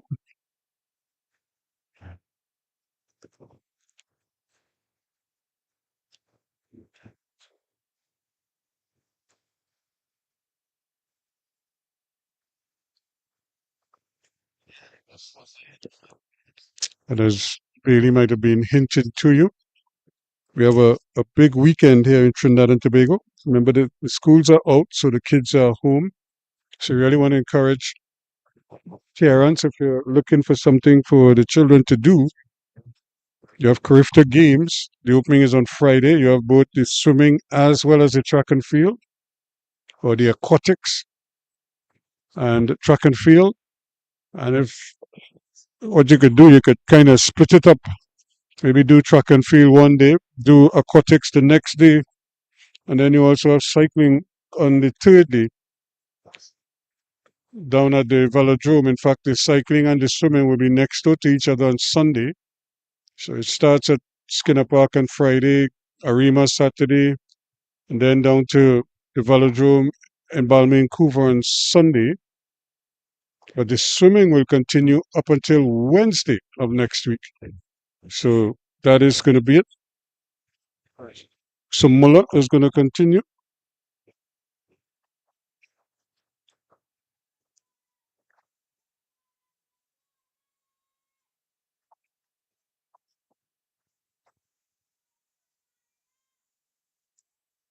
So Muller has had a good start to this spell.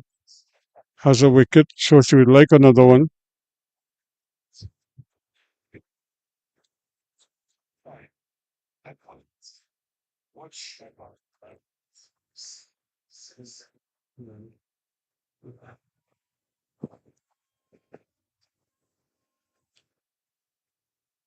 So in the distance, you could see the sign above the cricket nets, Royalian Pride. We are the home of Queen's Royal College. Many an outstanding footballer and cricketers would have honed their skills on this very ground.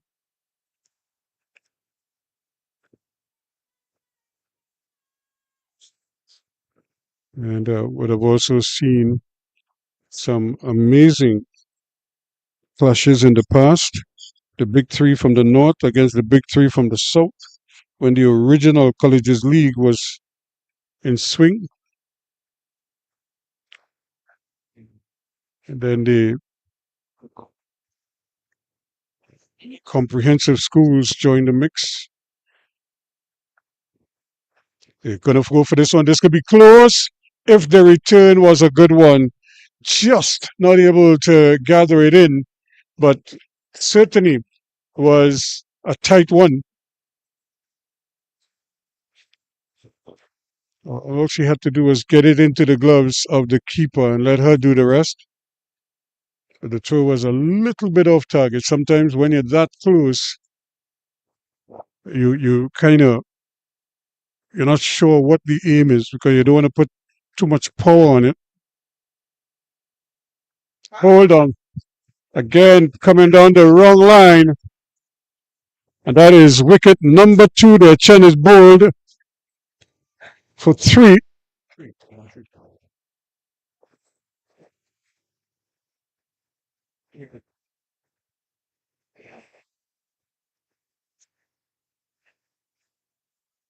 So it's 27 for 3. But Chen is bowled on that occasion by Muller.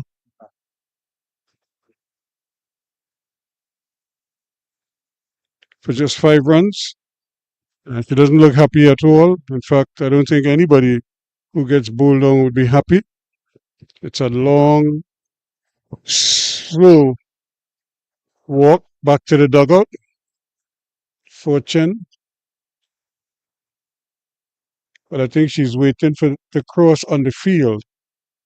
So she's waiting for a teammate to come out.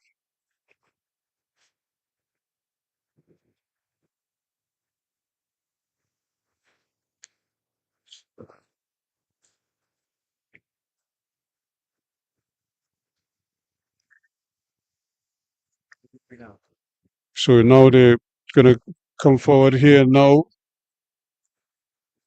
Mhm. Irina Choluno is the new batter.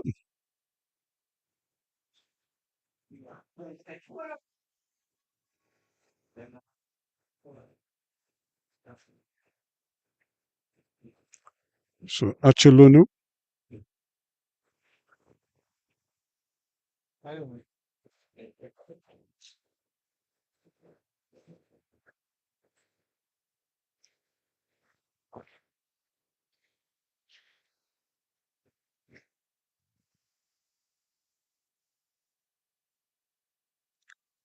Again, trying to just get the bat in touch with the ball. Chen played inside one and got bowled. And you could see Achelonu just trying to make sure she gets everything behind the ball.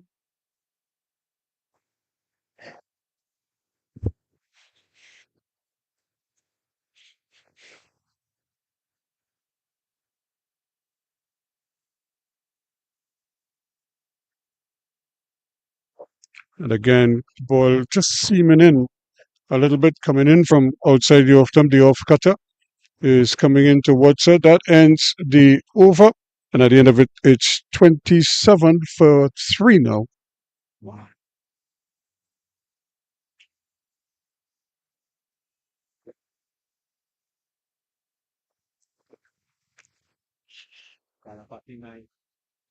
Mhm.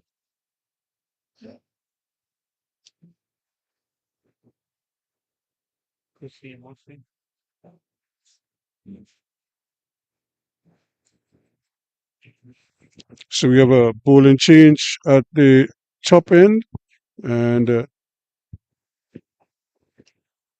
coming in to do the bowling from that end. She's going to Marsing, Chrissy Marsing.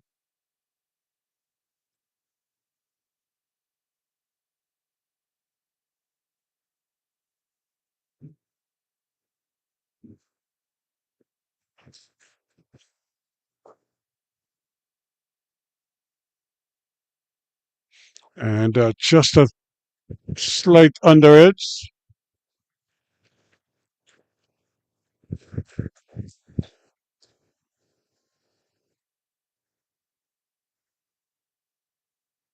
Just getting edge that went down and up, making life very difficult for wicketkeeper Mohammed to gather that one. So brilliant sunshine here at QRC ground. Field closes in quickly. They're very close, almost like they're daring the batsman to take a quick single. And not a bad delivery at all. Just touching down outside that off stump.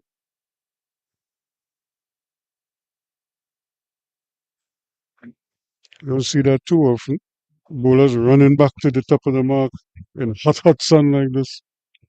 Most times they take their own sweet time to get there and back.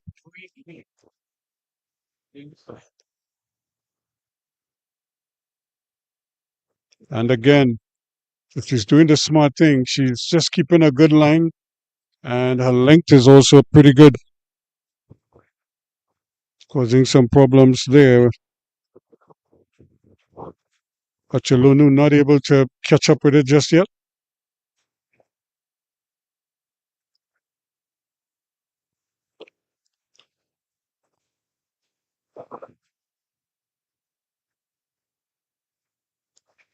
Should do that again.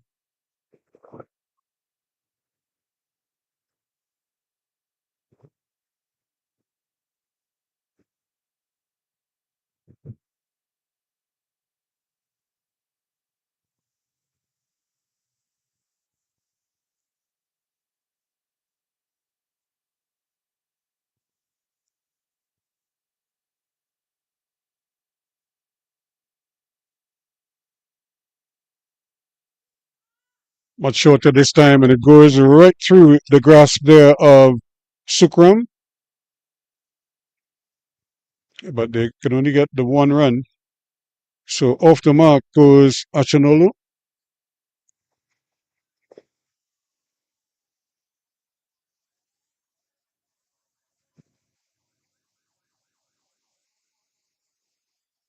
So Galapati is back on strike now. Scoreboard just ticking over, but not at the rate I'm sure they would like.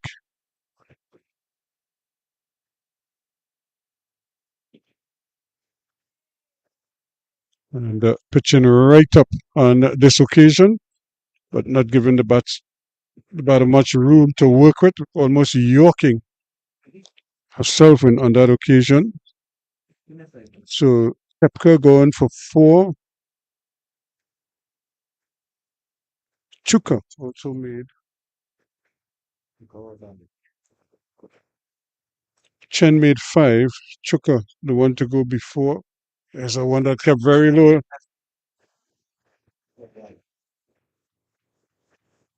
So 4 wides signaled by the umpire. So that will help.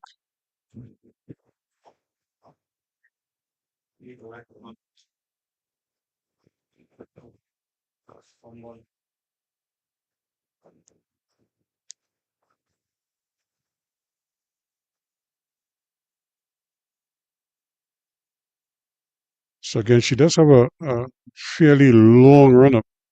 Probably would be better advised to, but I suppose it's where she's most comfortable. But she does run very, and she looks like she's ready to deliver the ball a lot sooner than when she gets to the wicket.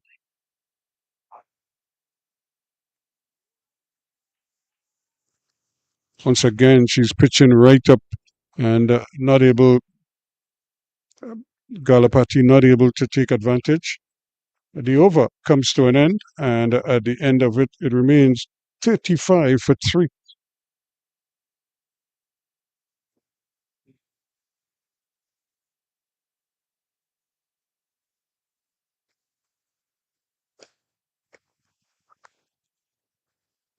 So as the field changes over, the TNT ladies will be hoping that if they can come away with a victory here today.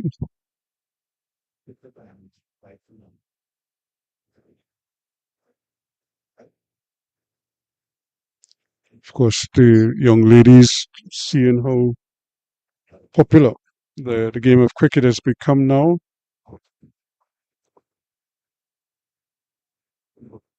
So this is just the start for many of these youngsters. I'm sure they'll be hoping to carry on and develop in the game, but you have to start somewhere, and this is as good a starting point as any.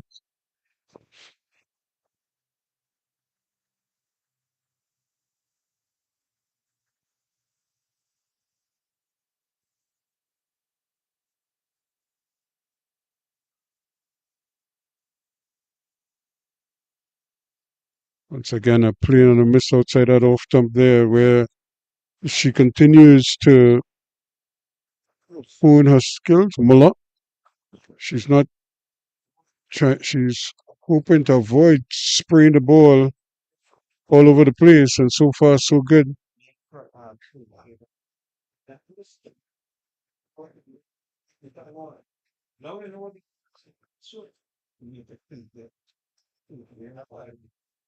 And another one this time going down that leg side.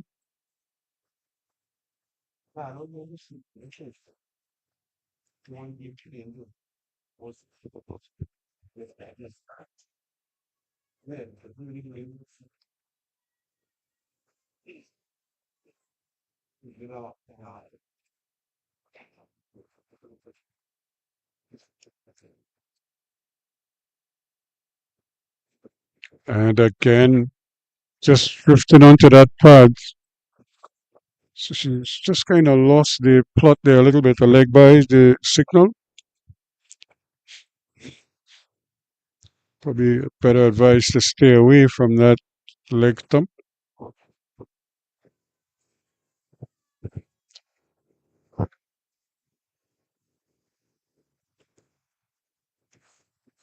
Because only bad things could happen when you go down there. Either you concede wides or you concede runs. She going for a single. This is going to be close. And she just got back in time. Now they're going to get the run. But really, both players, almost like a deer in lights, it's kind of froze watching each other at mid pitch. Unfortunately for them, the stumps missed. And the skipper there would have been hoping, Jairam would have been hoping that she could have struck goal with a direct hit.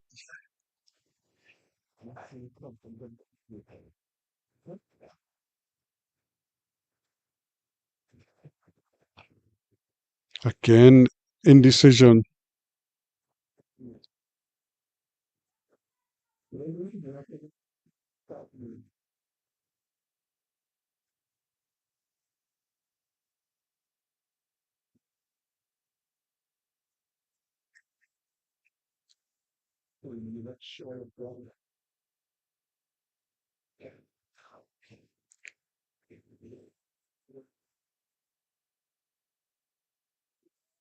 And Muller again still drifting towards the pads, but still creating problems for the batters. She's not giving them much to work with.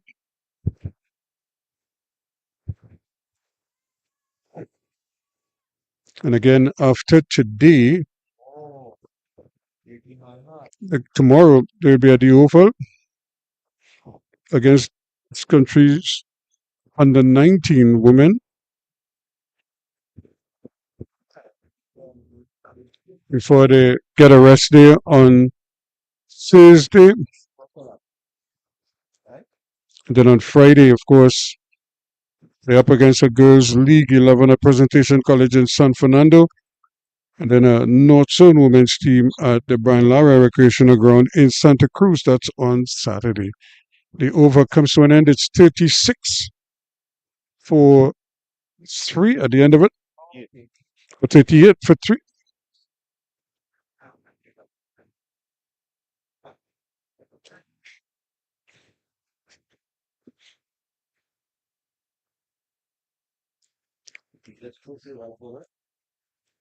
Amar Singh is going to continue from that top end. Chrissy Amar Singh.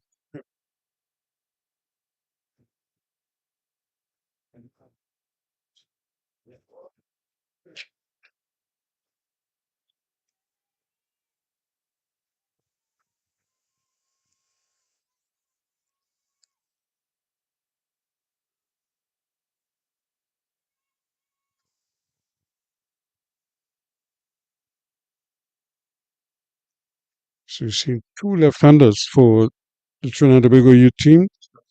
We saw Sadafal earlier.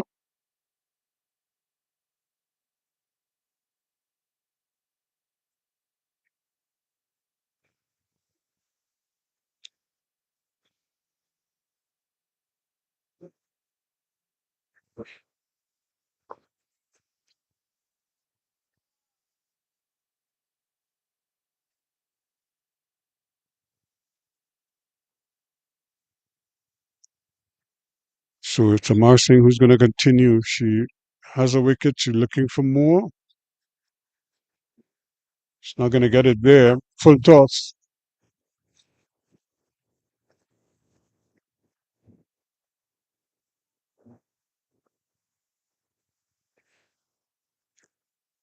So one they're trying to fill the basket, throwing a couple extras in between, and they're pretty much on course. But they're going to have to keep going.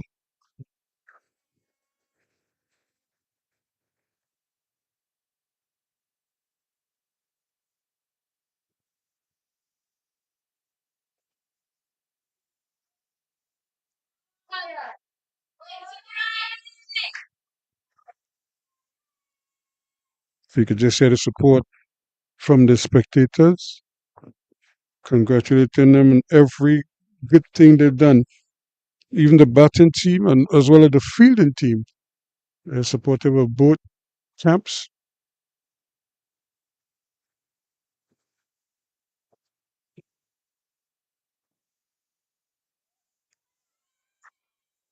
And again, they want a single, but the communication just not there. Almost running herself out because she anxious to get on with things, but it's not coming easy for them. The Trinidad and Tobago bowlers are doing a pretty decent job.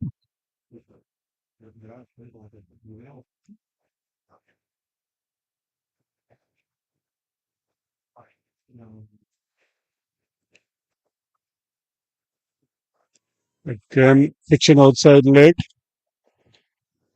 Umpire making the right call. The ball clearly going down the leg side, but it's just the enthusiasm of the appeal.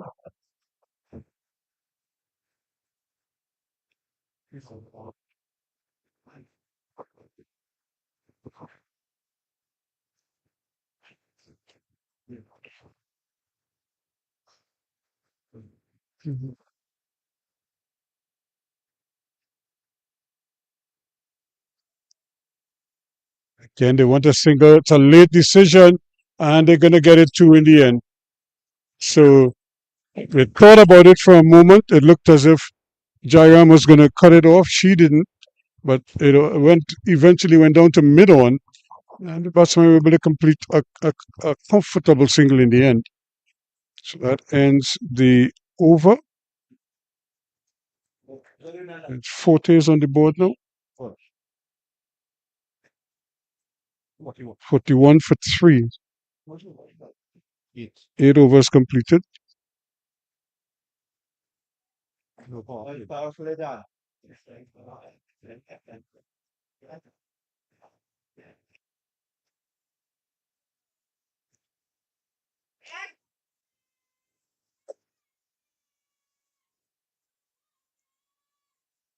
So the vice captain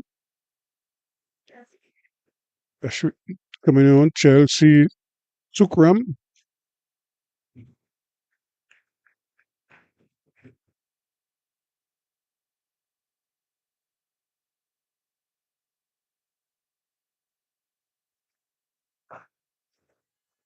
Again, a direct hit. Oh, just a little too high.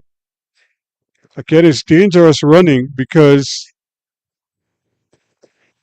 she knows that she was going to be very short. If the ball was thrown, was a better return to the wicketkeeper, she would have been curtains. Not for the first time of that either.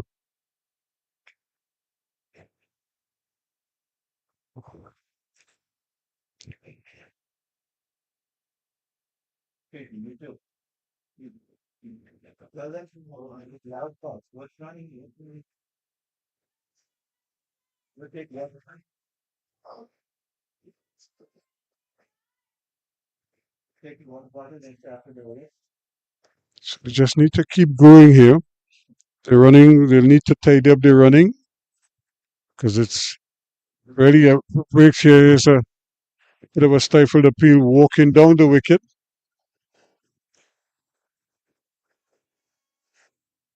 Trying to narrow the gap between the bowler and the batsman, but beaten.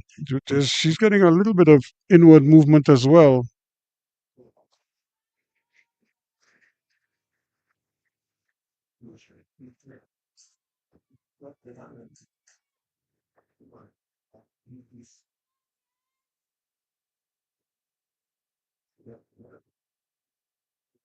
So far, so good. You're able to keep things quiet in her first over. More of the same.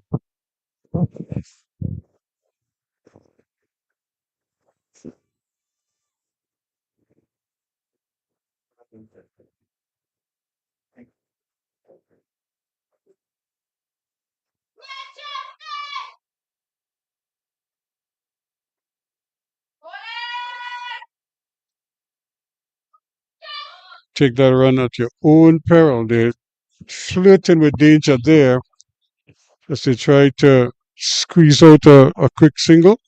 It's not a bad first over from Sukram. And at the end of it,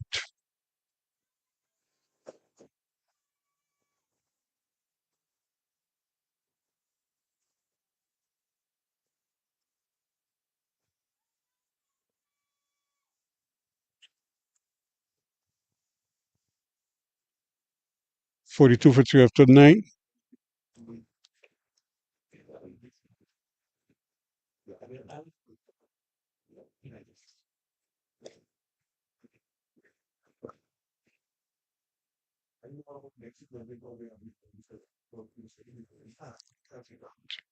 You see Hub had Trinidad and Tobago after 9 overs. They were 42 for 1.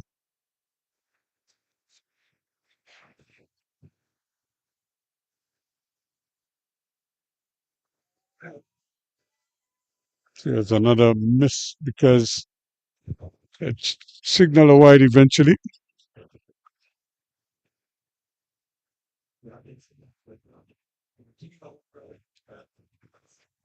Certainly not the ideal delivery, but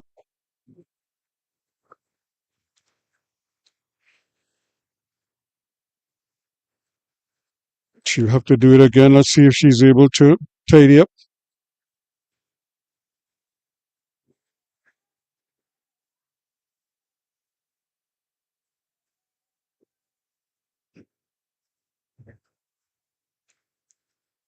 So again, another wide delivery.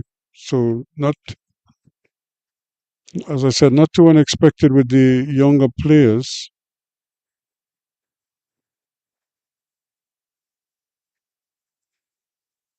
So we'll see they need to tighten up here a little bit. See if they can get the ball on the stumps. Maybe prize out a couple more wickets. That's well played, but that's brilliant fielding again there from Sukram. Getting across there quickly, the vice captain of the national team.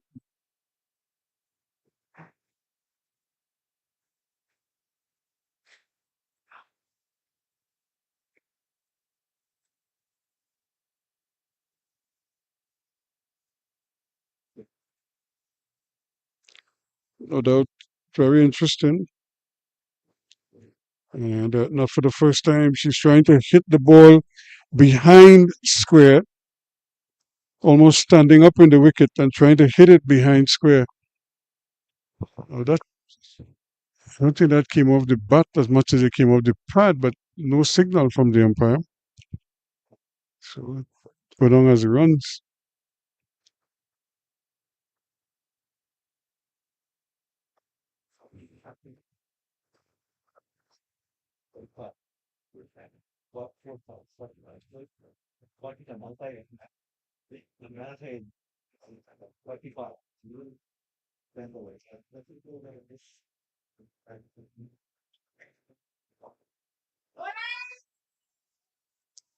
Again, very well played.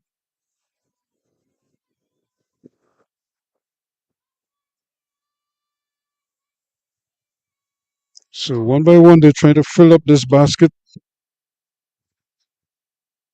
We haven't seen too many big shots attempted just yet.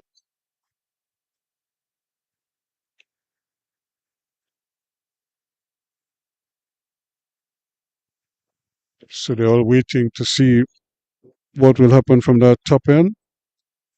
Amar Singh continues. That's another brilliant shot. Pulled through mid wicket for 4.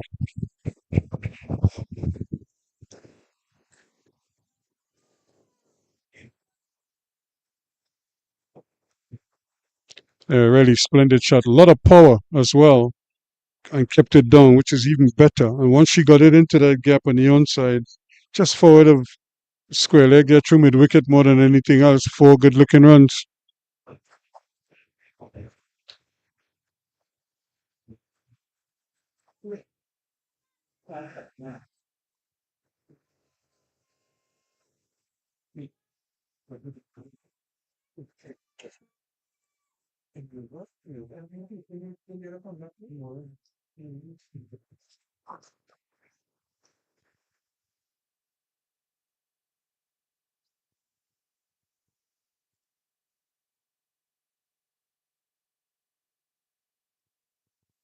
This time she's not able to put it away with the same aplomb that she did previously.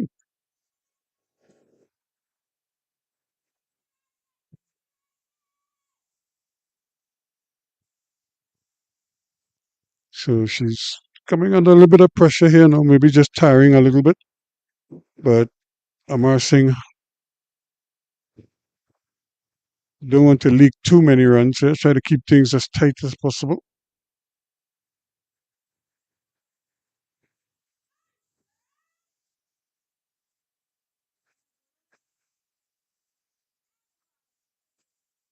So wide signal, and they took one, so that should be good. This has 2 runs in the book.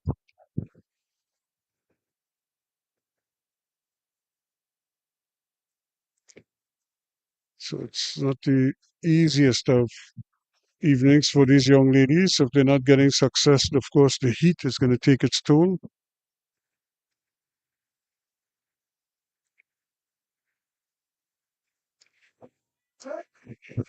Just a nice opening of the face there. Just a nudge and run. So very good going there. The end of that over. It is 51, is it, for three? 53 for three. So 53 for three after 10.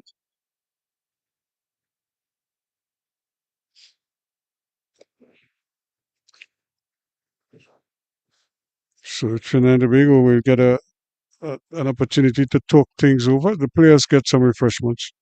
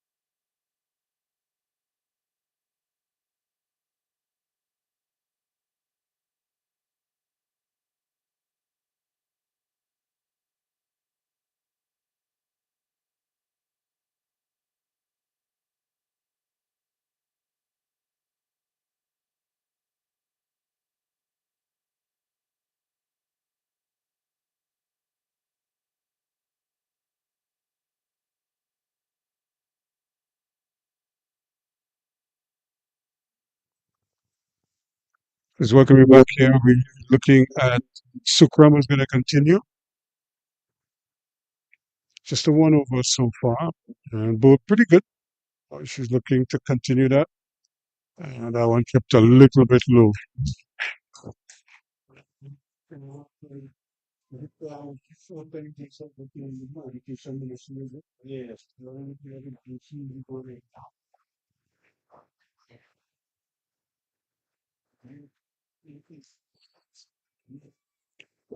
Nice push, but nothing to show for it.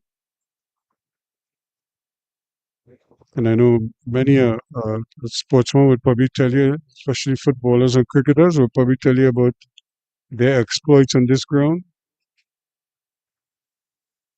Down the wicket she comes. And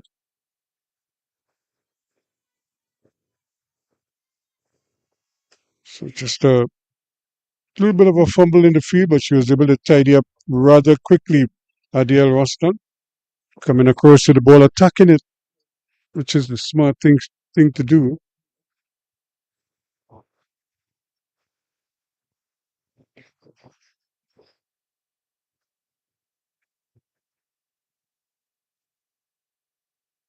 And there's another one going right under the bat, and through the gate it goes.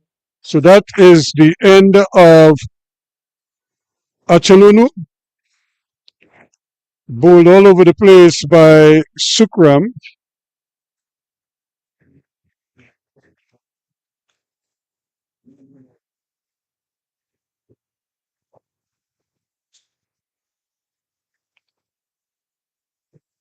So that's the fall of wicket number 4. Is it 54 for 4?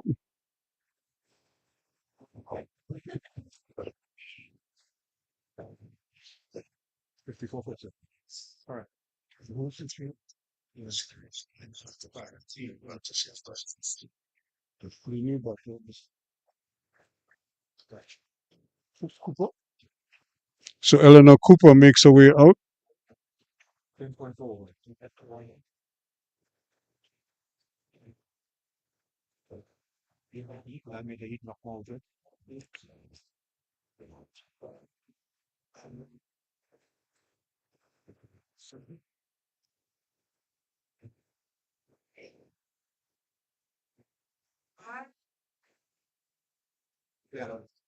And again, a play on a miss there, not really getting to terms with the line. She is bringing the ball back into the right-hander.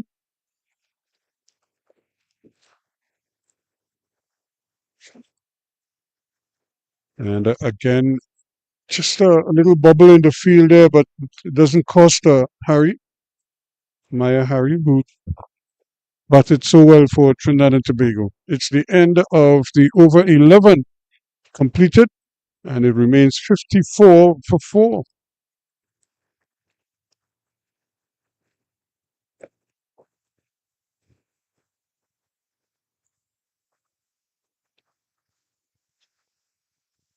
Ian Wilson is at the controls here at QRC ground. He would have played against QRC. He didn't attend this hallowed institution. But,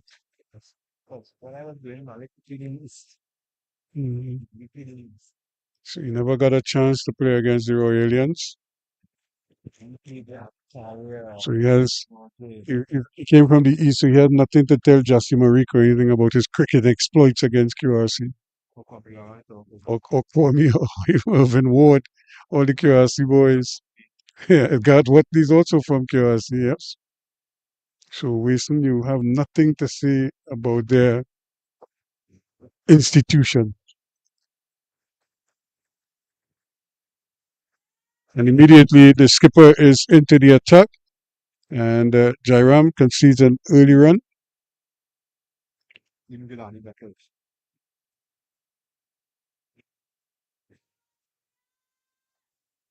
Shreya Jairam with the big number 1 on her back. Wide signal on that occasion, but nicely tidied up there by wicketkeeper Mohammed.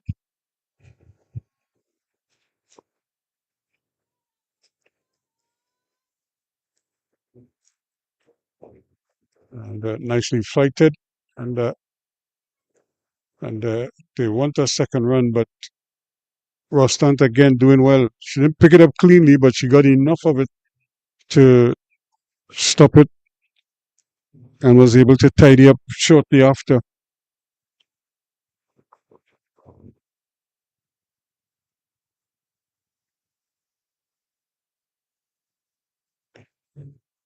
They're going to have to run here quickly. The call is an early call. Away quickly.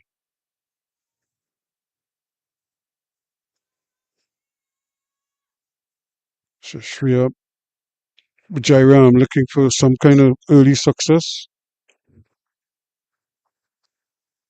And Cooper really head in the air, really didn't keep her eyes on it much. Was swimming to, and I'll give you the story behind those antennas just now. Here she's hitting in that general area, but there is support out there. And she won't get the second run because Maya Harry is platooning out there now. I remember when I was first playing TNT Cricket, taking you through with the commentary.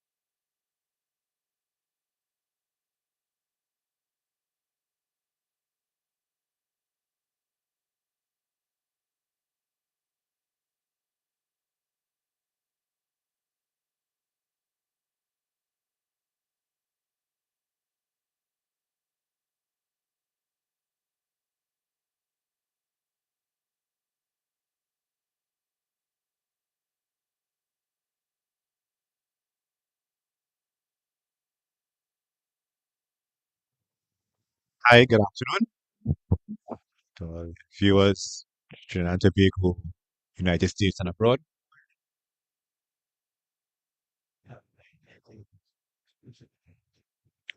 Resumption of play after the drinks break.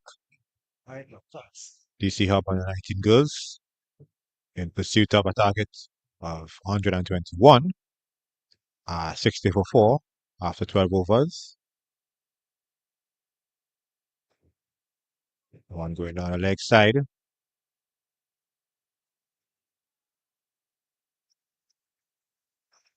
Got a patty with a wide and ran a by, so there'll be 2 more runs to the total, 62 for 4. Aishi got a patty on 18 and Zaramel up on 2.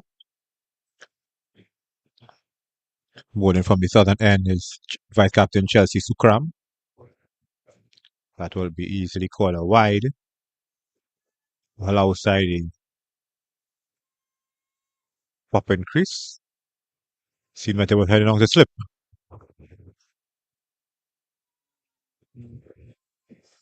Sukram bowling her third over on a trot.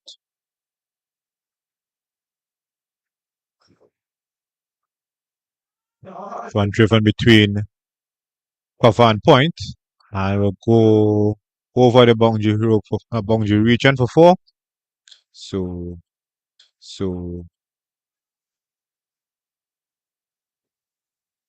Millsap goes up to 6. 67 for 4.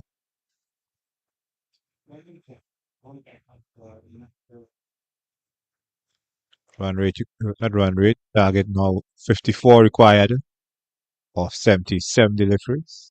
64 required.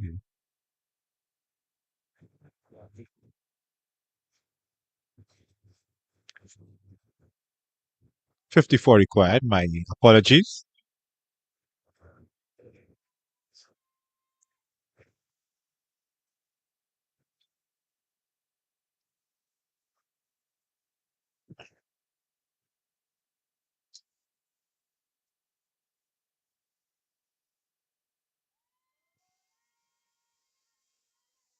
Bit wide outside the off stump, but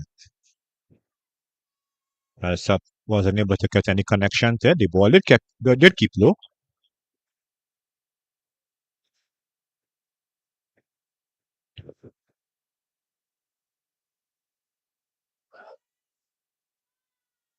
Stopped by the bowler and a follow through. Millsap looking at long on fielder, long off fielder, and wanted to take advantage just now there.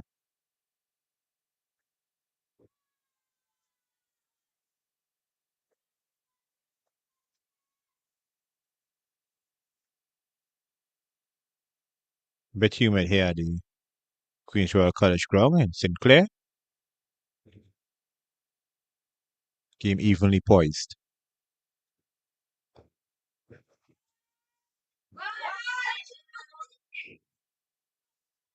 End of the 13th over, 67 for 4. DC Hub under 19 girls in response to the Trinidad and Tobago Women Cricket Association on a 16-team score of 120 for 6. Aisha got a patty on 18 and Sarah Millsap on 6. Seems that the captain and vice captain tandem for the under 16 Trinidad and Tobago team will continue as skipper Shreya Jairam with her leg breaks. She will continue from the northern end. She conceded 6 runs off a solitary over.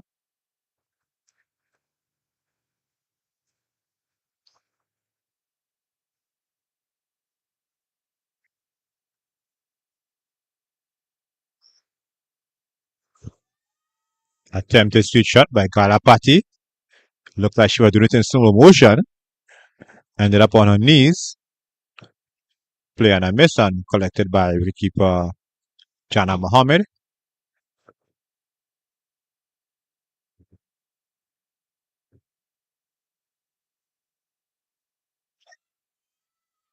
Well flighted, but with 2 full.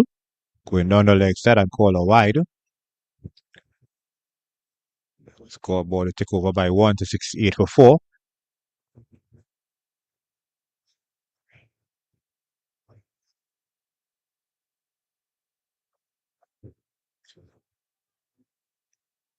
Joran getting this one at his thumbs, fourth in the defensive prod by Galapati.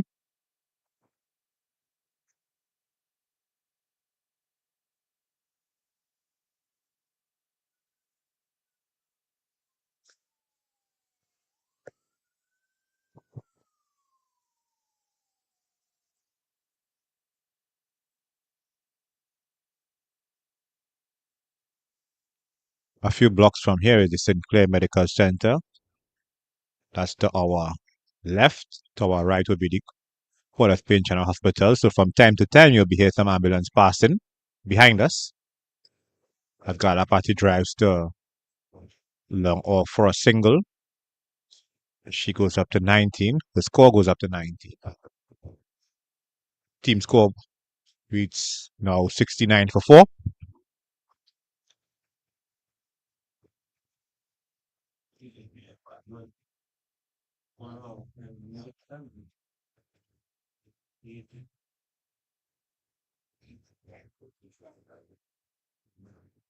That's the end of Melsop. Swinging for the hills. Left stump struck by a well-flighted delivery by Jairam. So Melsop's stay has been short. She has been dismissed for 6. Score is now 69 for 5 after 13.5 overs.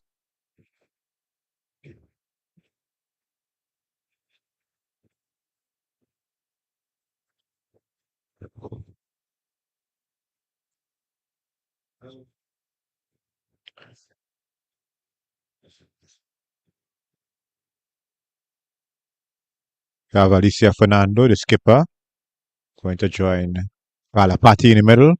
52 more runs required for victory for DC Hub on the 19 girls. Have a maximum of 67 deliveries to get that target with 5 wickets remaining.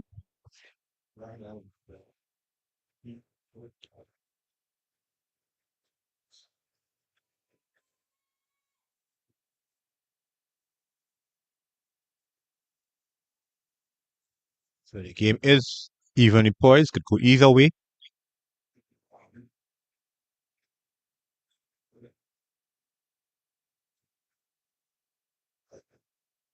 Really tense atmosphere here at the Queen's Royal College ground.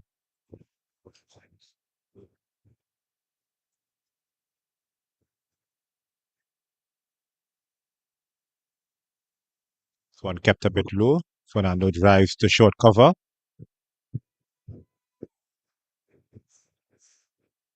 Fourteenth over has been completed. DC Hub on the 19 girls 69 for 5. Aishi Garapati on 19 and Alicia Fernando yet to get off the mark.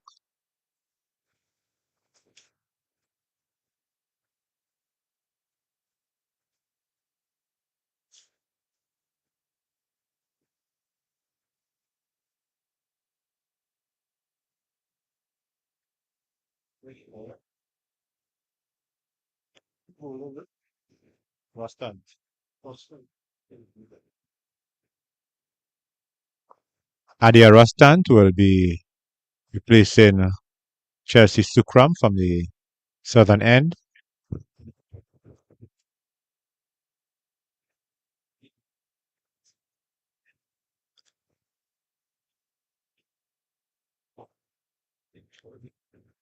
Kalapati pushes onto the offside. Another dot ball for the Trinidad Tobago Women Cricket Association on a 16 bowling attack.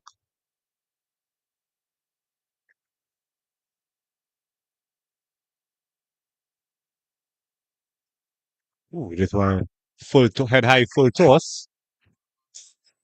Smash on the onside by Galapati. She will get 2.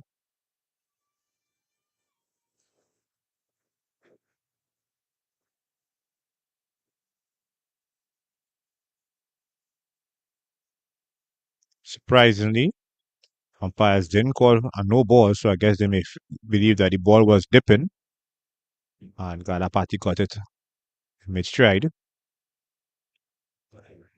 Galapati pushes to the offside. She gets a single. Score goes up by 1 to 72 for 5. Galapati, who came in at number 3 today, she opened in the previous game against Hibiscus on Sunday. She's under 22.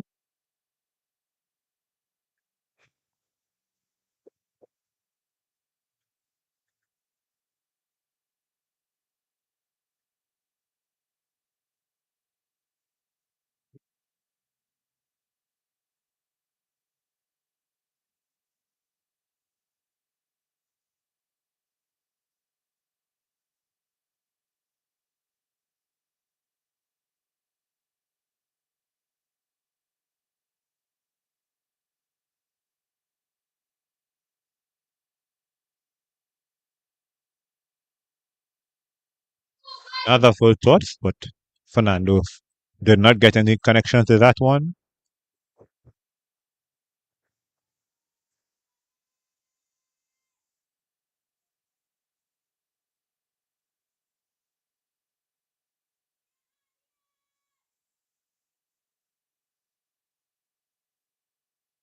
This one will be called a wide.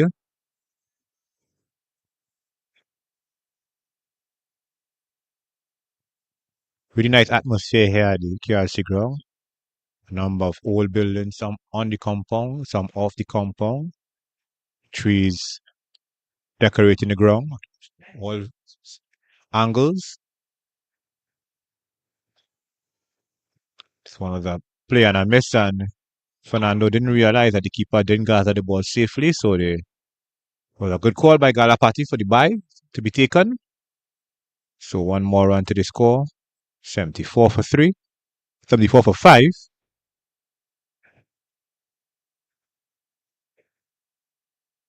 This one Galapati advances down the crease and meets a full toss and pulls it to deep mid wicket for a single.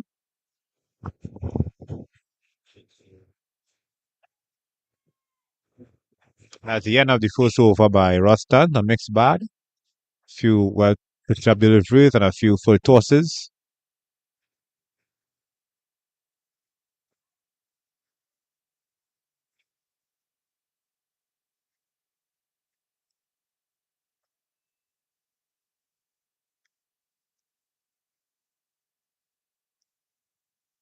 At the end of the over, DC Hub on the 19 goals at 75 for 5 after 15 overs. So they require a further 46 more runs to win.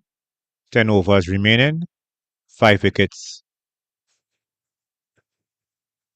on hand.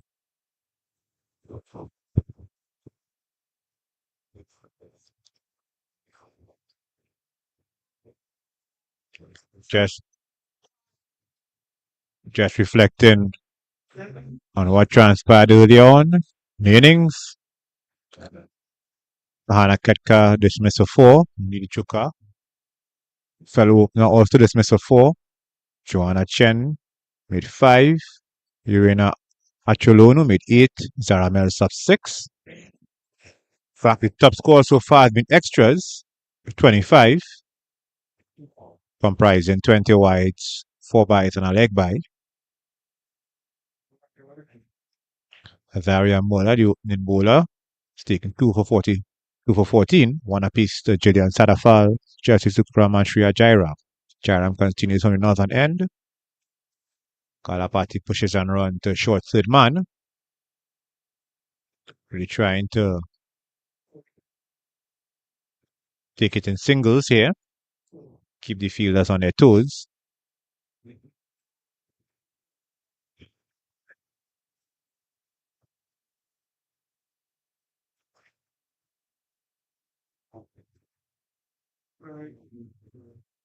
Defensive shot played by Fernando, who's yet to get off the mark. Faced 4 deliveries.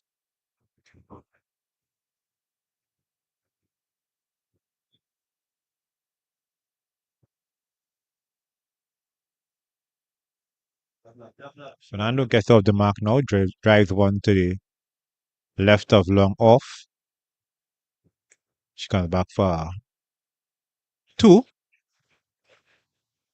Score goes up to 78 for 5 in the 16th over.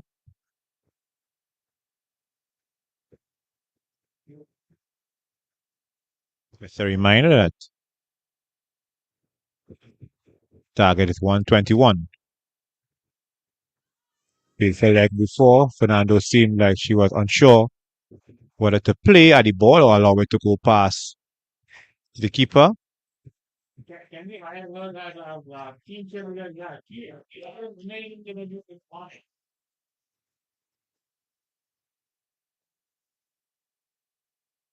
The wide call by the umpire as the clock ticks for 2 p.m.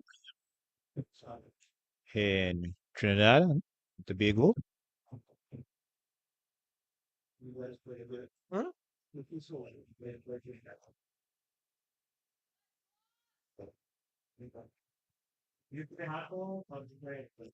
Tomorrow, it will be a 35 over affair at the Queen's Park Oval between the DC Hub under 19 girls and the Trinidad and Tobago Women Cricket Association's under 19 team. Just over the reach of Muller. Fernando is looking for a second run, but was told to stay by Kalapati. That's the end of Jairam's over. Over number 16 ends. 80 for 5.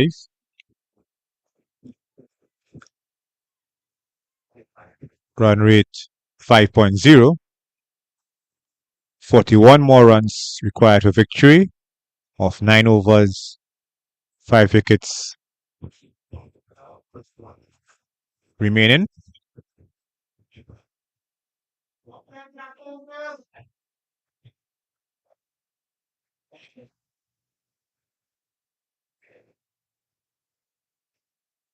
Seems as if Rustant will continue from the southern end. Don't know if Jaira may be thinking of bringing back one of her more experienced bowlers to put not only more pressure on the DC Hub on the 19 girls team, but also to get some wickets.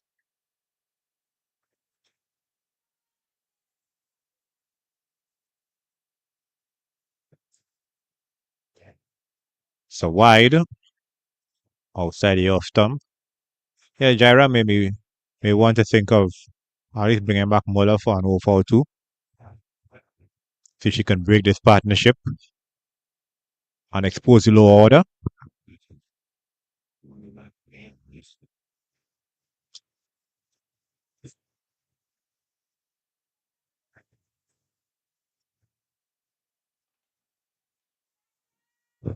One drifting high over, long on, and 2 bounces over the rows of 4.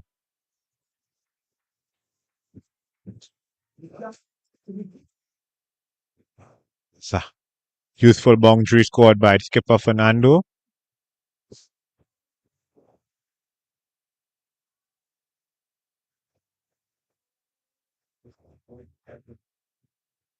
Fernando moves up to 7.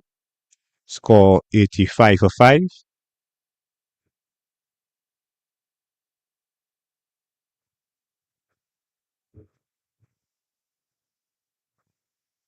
Guess after this over, Jaira may want to rethink her strategy in terms of the bowler she employ.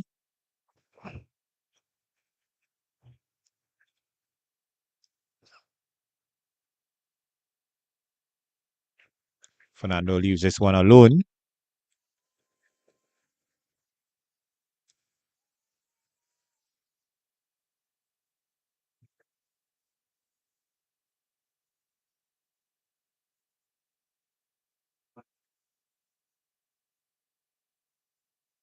This one will be called a wide. On the flip side, I guess the DC Hub under 19 girls may realize that this may be the key partnership here in their victory quest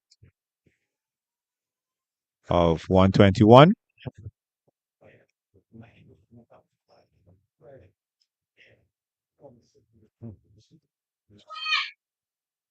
One was well over the waist. Fernando got a top edge for a single. Again, surprisingly, not a no ball call. As I said, we are a few meters away from the action. So I guess the umpires may have reckoned that Fernando met that ball when the ball was dipping. Very authoritative pull shot for four by Galapati. She advanced on the crease and swung at it. Over short mid wicket. The short mid wicket fielder. Aisha Ram Sewak at mid on was just a mere spectator. Keelan Solomon had to duck for cover for that one.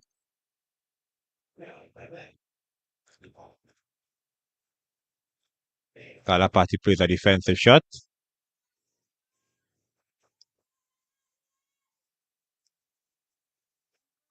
As the over comes to an end. Score 91 for 5 after 17 overs. 30 runs required of 8 overs. 5 wickets remaining.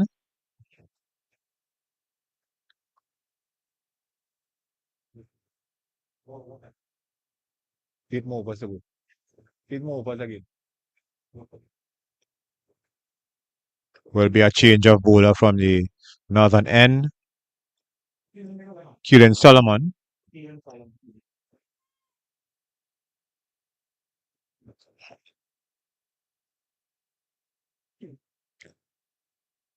Charan will be hoping that Solomon has the golden arm.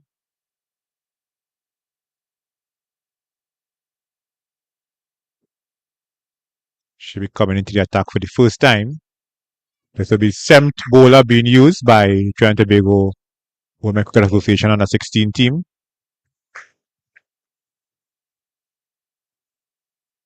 One run to the scorebook, courtesy of a bye.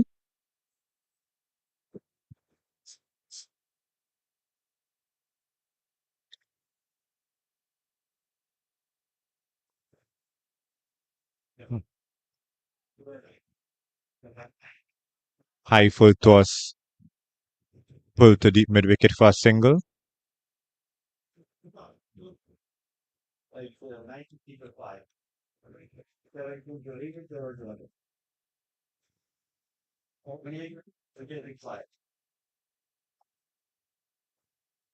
Fernando could have come down the wicket to meet that one, but decided to stay at the crease and push to mid wicket. Well, a wide mid wicket.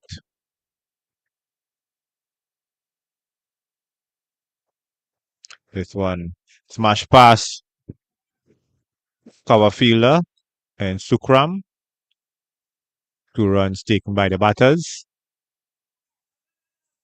It looked like they were trying to get one off the overthrow, but decided against it.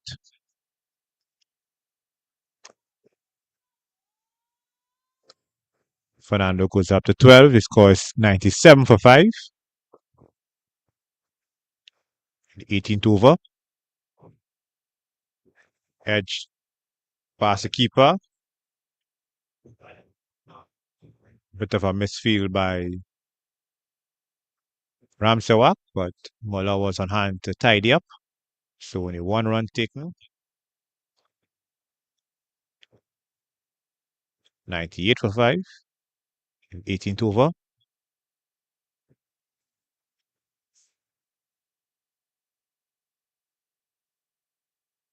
$96 for 5. Correction. 97 now. Scoreboard goes up to courtesy of that wide delivery by Solomon.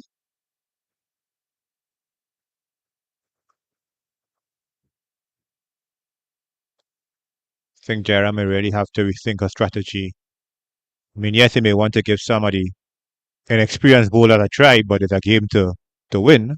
So I guess she may really now have to be forced to bring back one of her more experienced bowlers.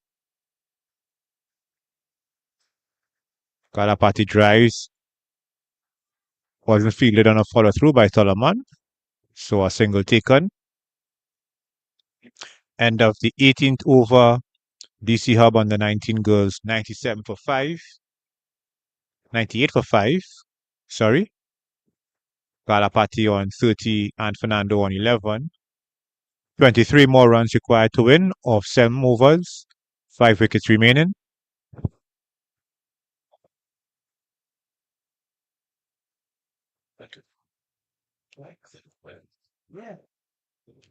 Looks like this may well be the final throw of the dice by Jara. May have come a couple overs too late in my book, but you'll see how things transpire as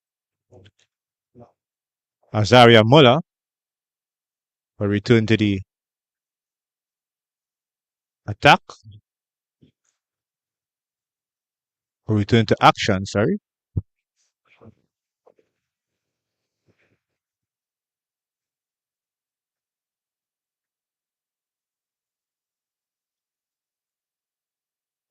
On down the leg side and may well be 5 wides, and it will be 5 wides. That brings up to 100 for DC Hub on the 19 girls. Good to see how 5 wides down the leg side. 103 for 5. I don't think the bowler could blame anyone by herself there, especially with the keeper fielding close up. Ball was fired on the leg side. Well, I've been asking a lot of the wicketkeeper Jana Mohammed to stop that one.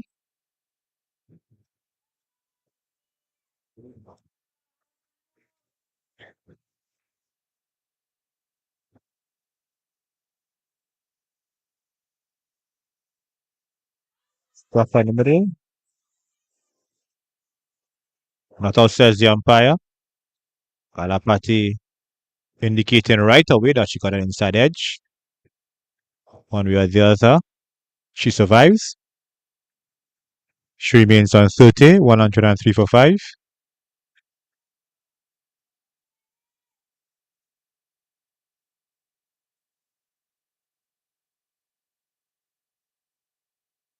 One tickle down the leg side. Another bit of midfield by Sienna Ramsundar at short fine leg. Batters went through for a leg bite.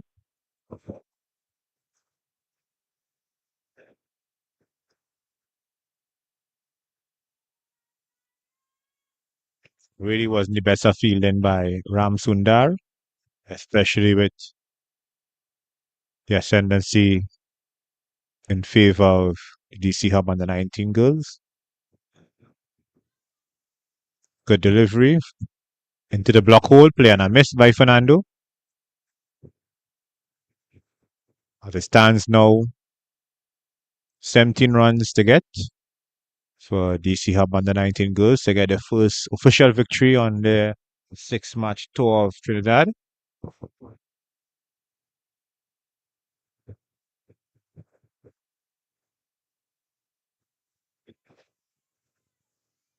Muller saw Kalapati advancing and aborted her run. Could have tried to run out Kalapati. We'll call a man card.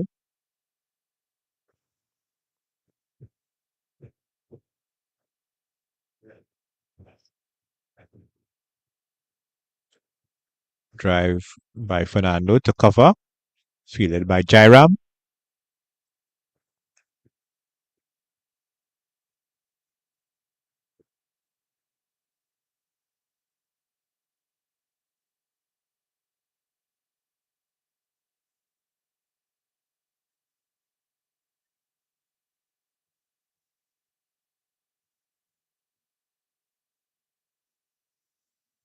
Full toss.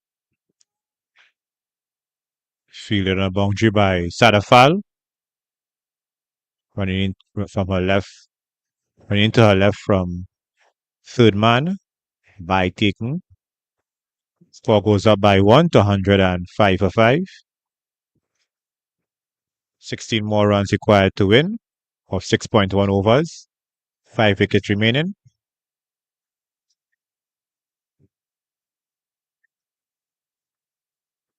Defensive shot played by Karapati. Made a few steps down the wicket and went back.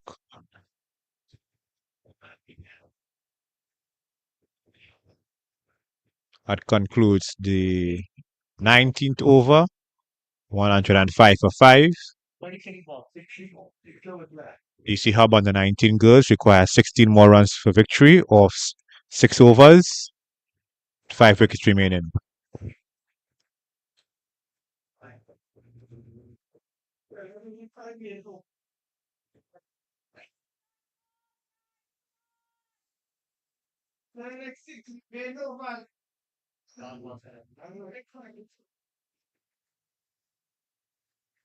Skipper Jaram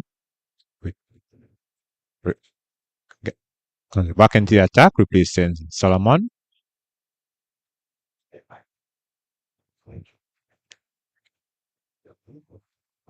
Aishi Karapati on 30, Alicia Fernando on 11.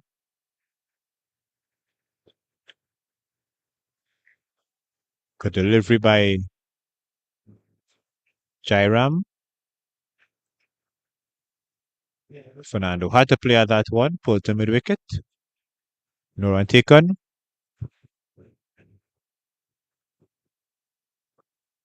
Driven to long off for a single by Fernando.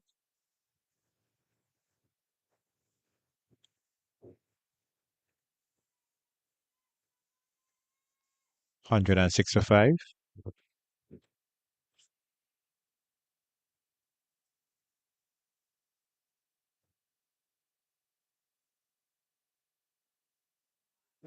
Lupin full toss, driven to deep mid wicket by Galapati for a single.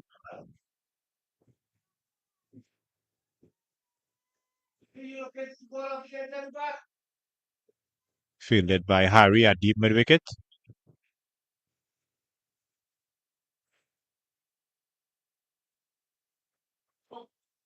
That shot played to where Gotti would have been positioned.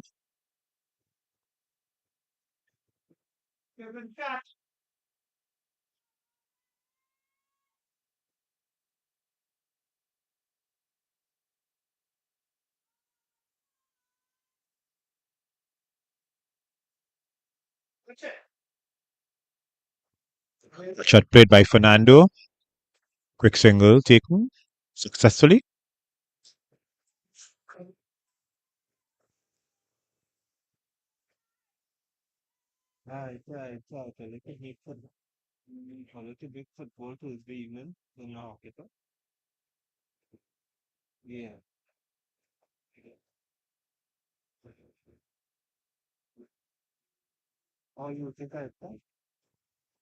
Galapati met this one on the full and pulls it past the left of Harry for 4.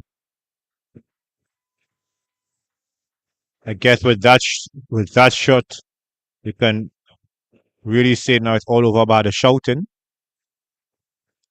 Score goes up to 112 for 5. Only 9 more runs required for victory. 5 overs remaining.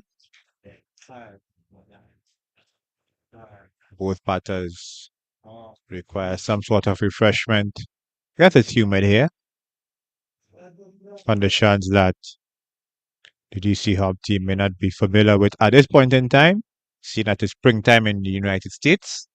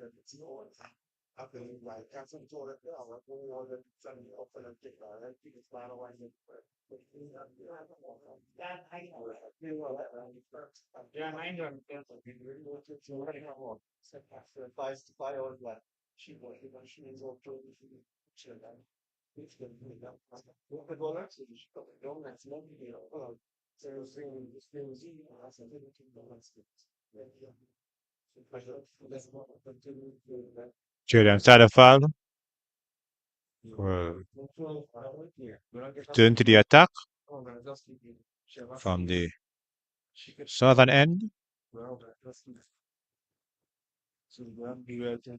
placing Azaria Muller about to run up.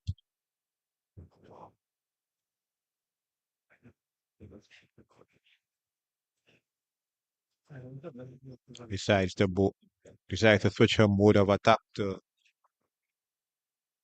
over the wicket than from around the wicket.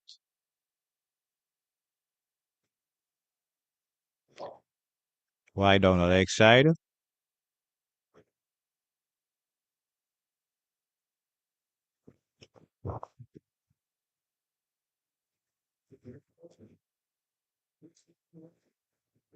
Eight more runs required, or 5 overs, to ensure victory for DC Hub under 19 girls.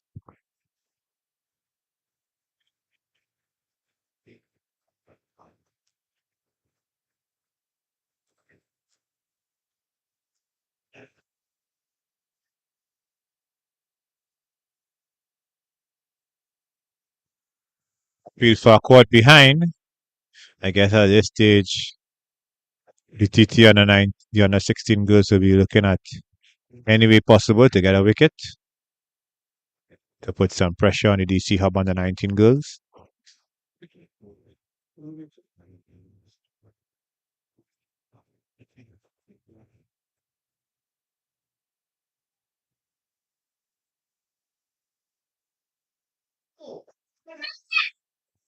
That was a chance.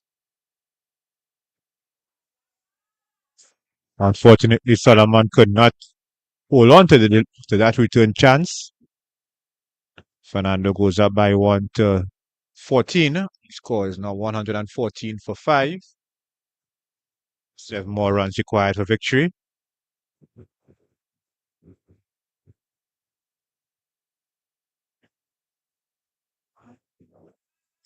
Wide down your leg side, and batter, take a bite, so that will be 2 wides.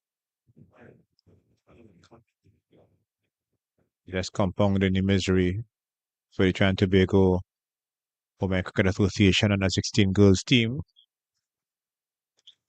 115 for 5. 21st over.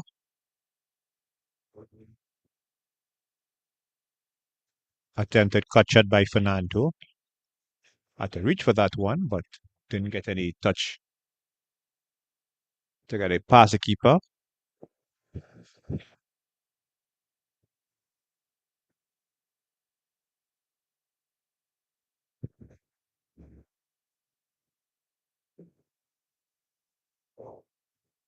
If once she gets an inside edge, ball go down to Ram Sundar at short fine leg.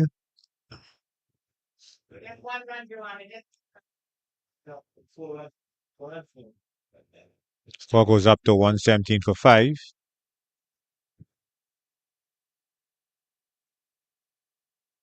Another wide down the leg side. Salafal has been all over the place in this delivery, especially down the leg side. That's the third wide she has bowled in this over. Stand corrected. The previous run scored on the fourth delivery was a bye. But the third wide delivery bowled by Sadafal. The second wide she bowled counted as two because the batters took a bye. Kalapati defends to the offside. Wanted a quick single but was sent back by Fernando. So as it stands now, 4 runs required for victory for the C Hub under 19 girls. 3 runs required of 25 deliveries.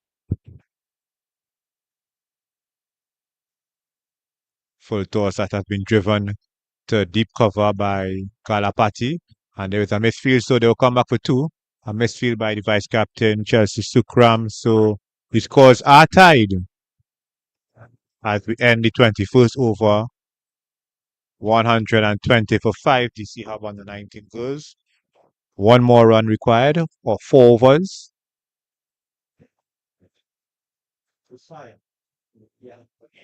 Amount of wickets you can say now inconsequential unless 5 wickets fall in this over, or at least 3.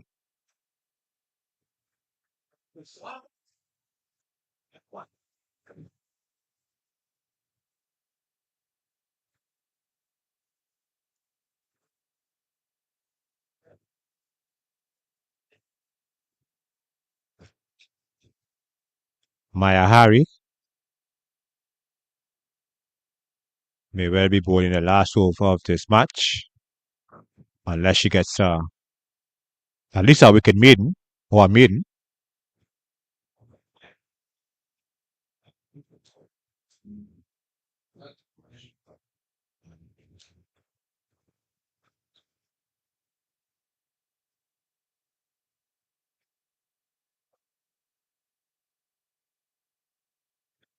Harry, the 8th bowler being used in this innings.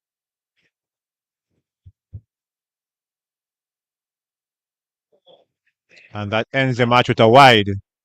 So she has only bowled 1 delivery of this match, and that's the end of the game. DC Hub under 19 girls wrapping up victory by 5 wickets. 4 overs remaining.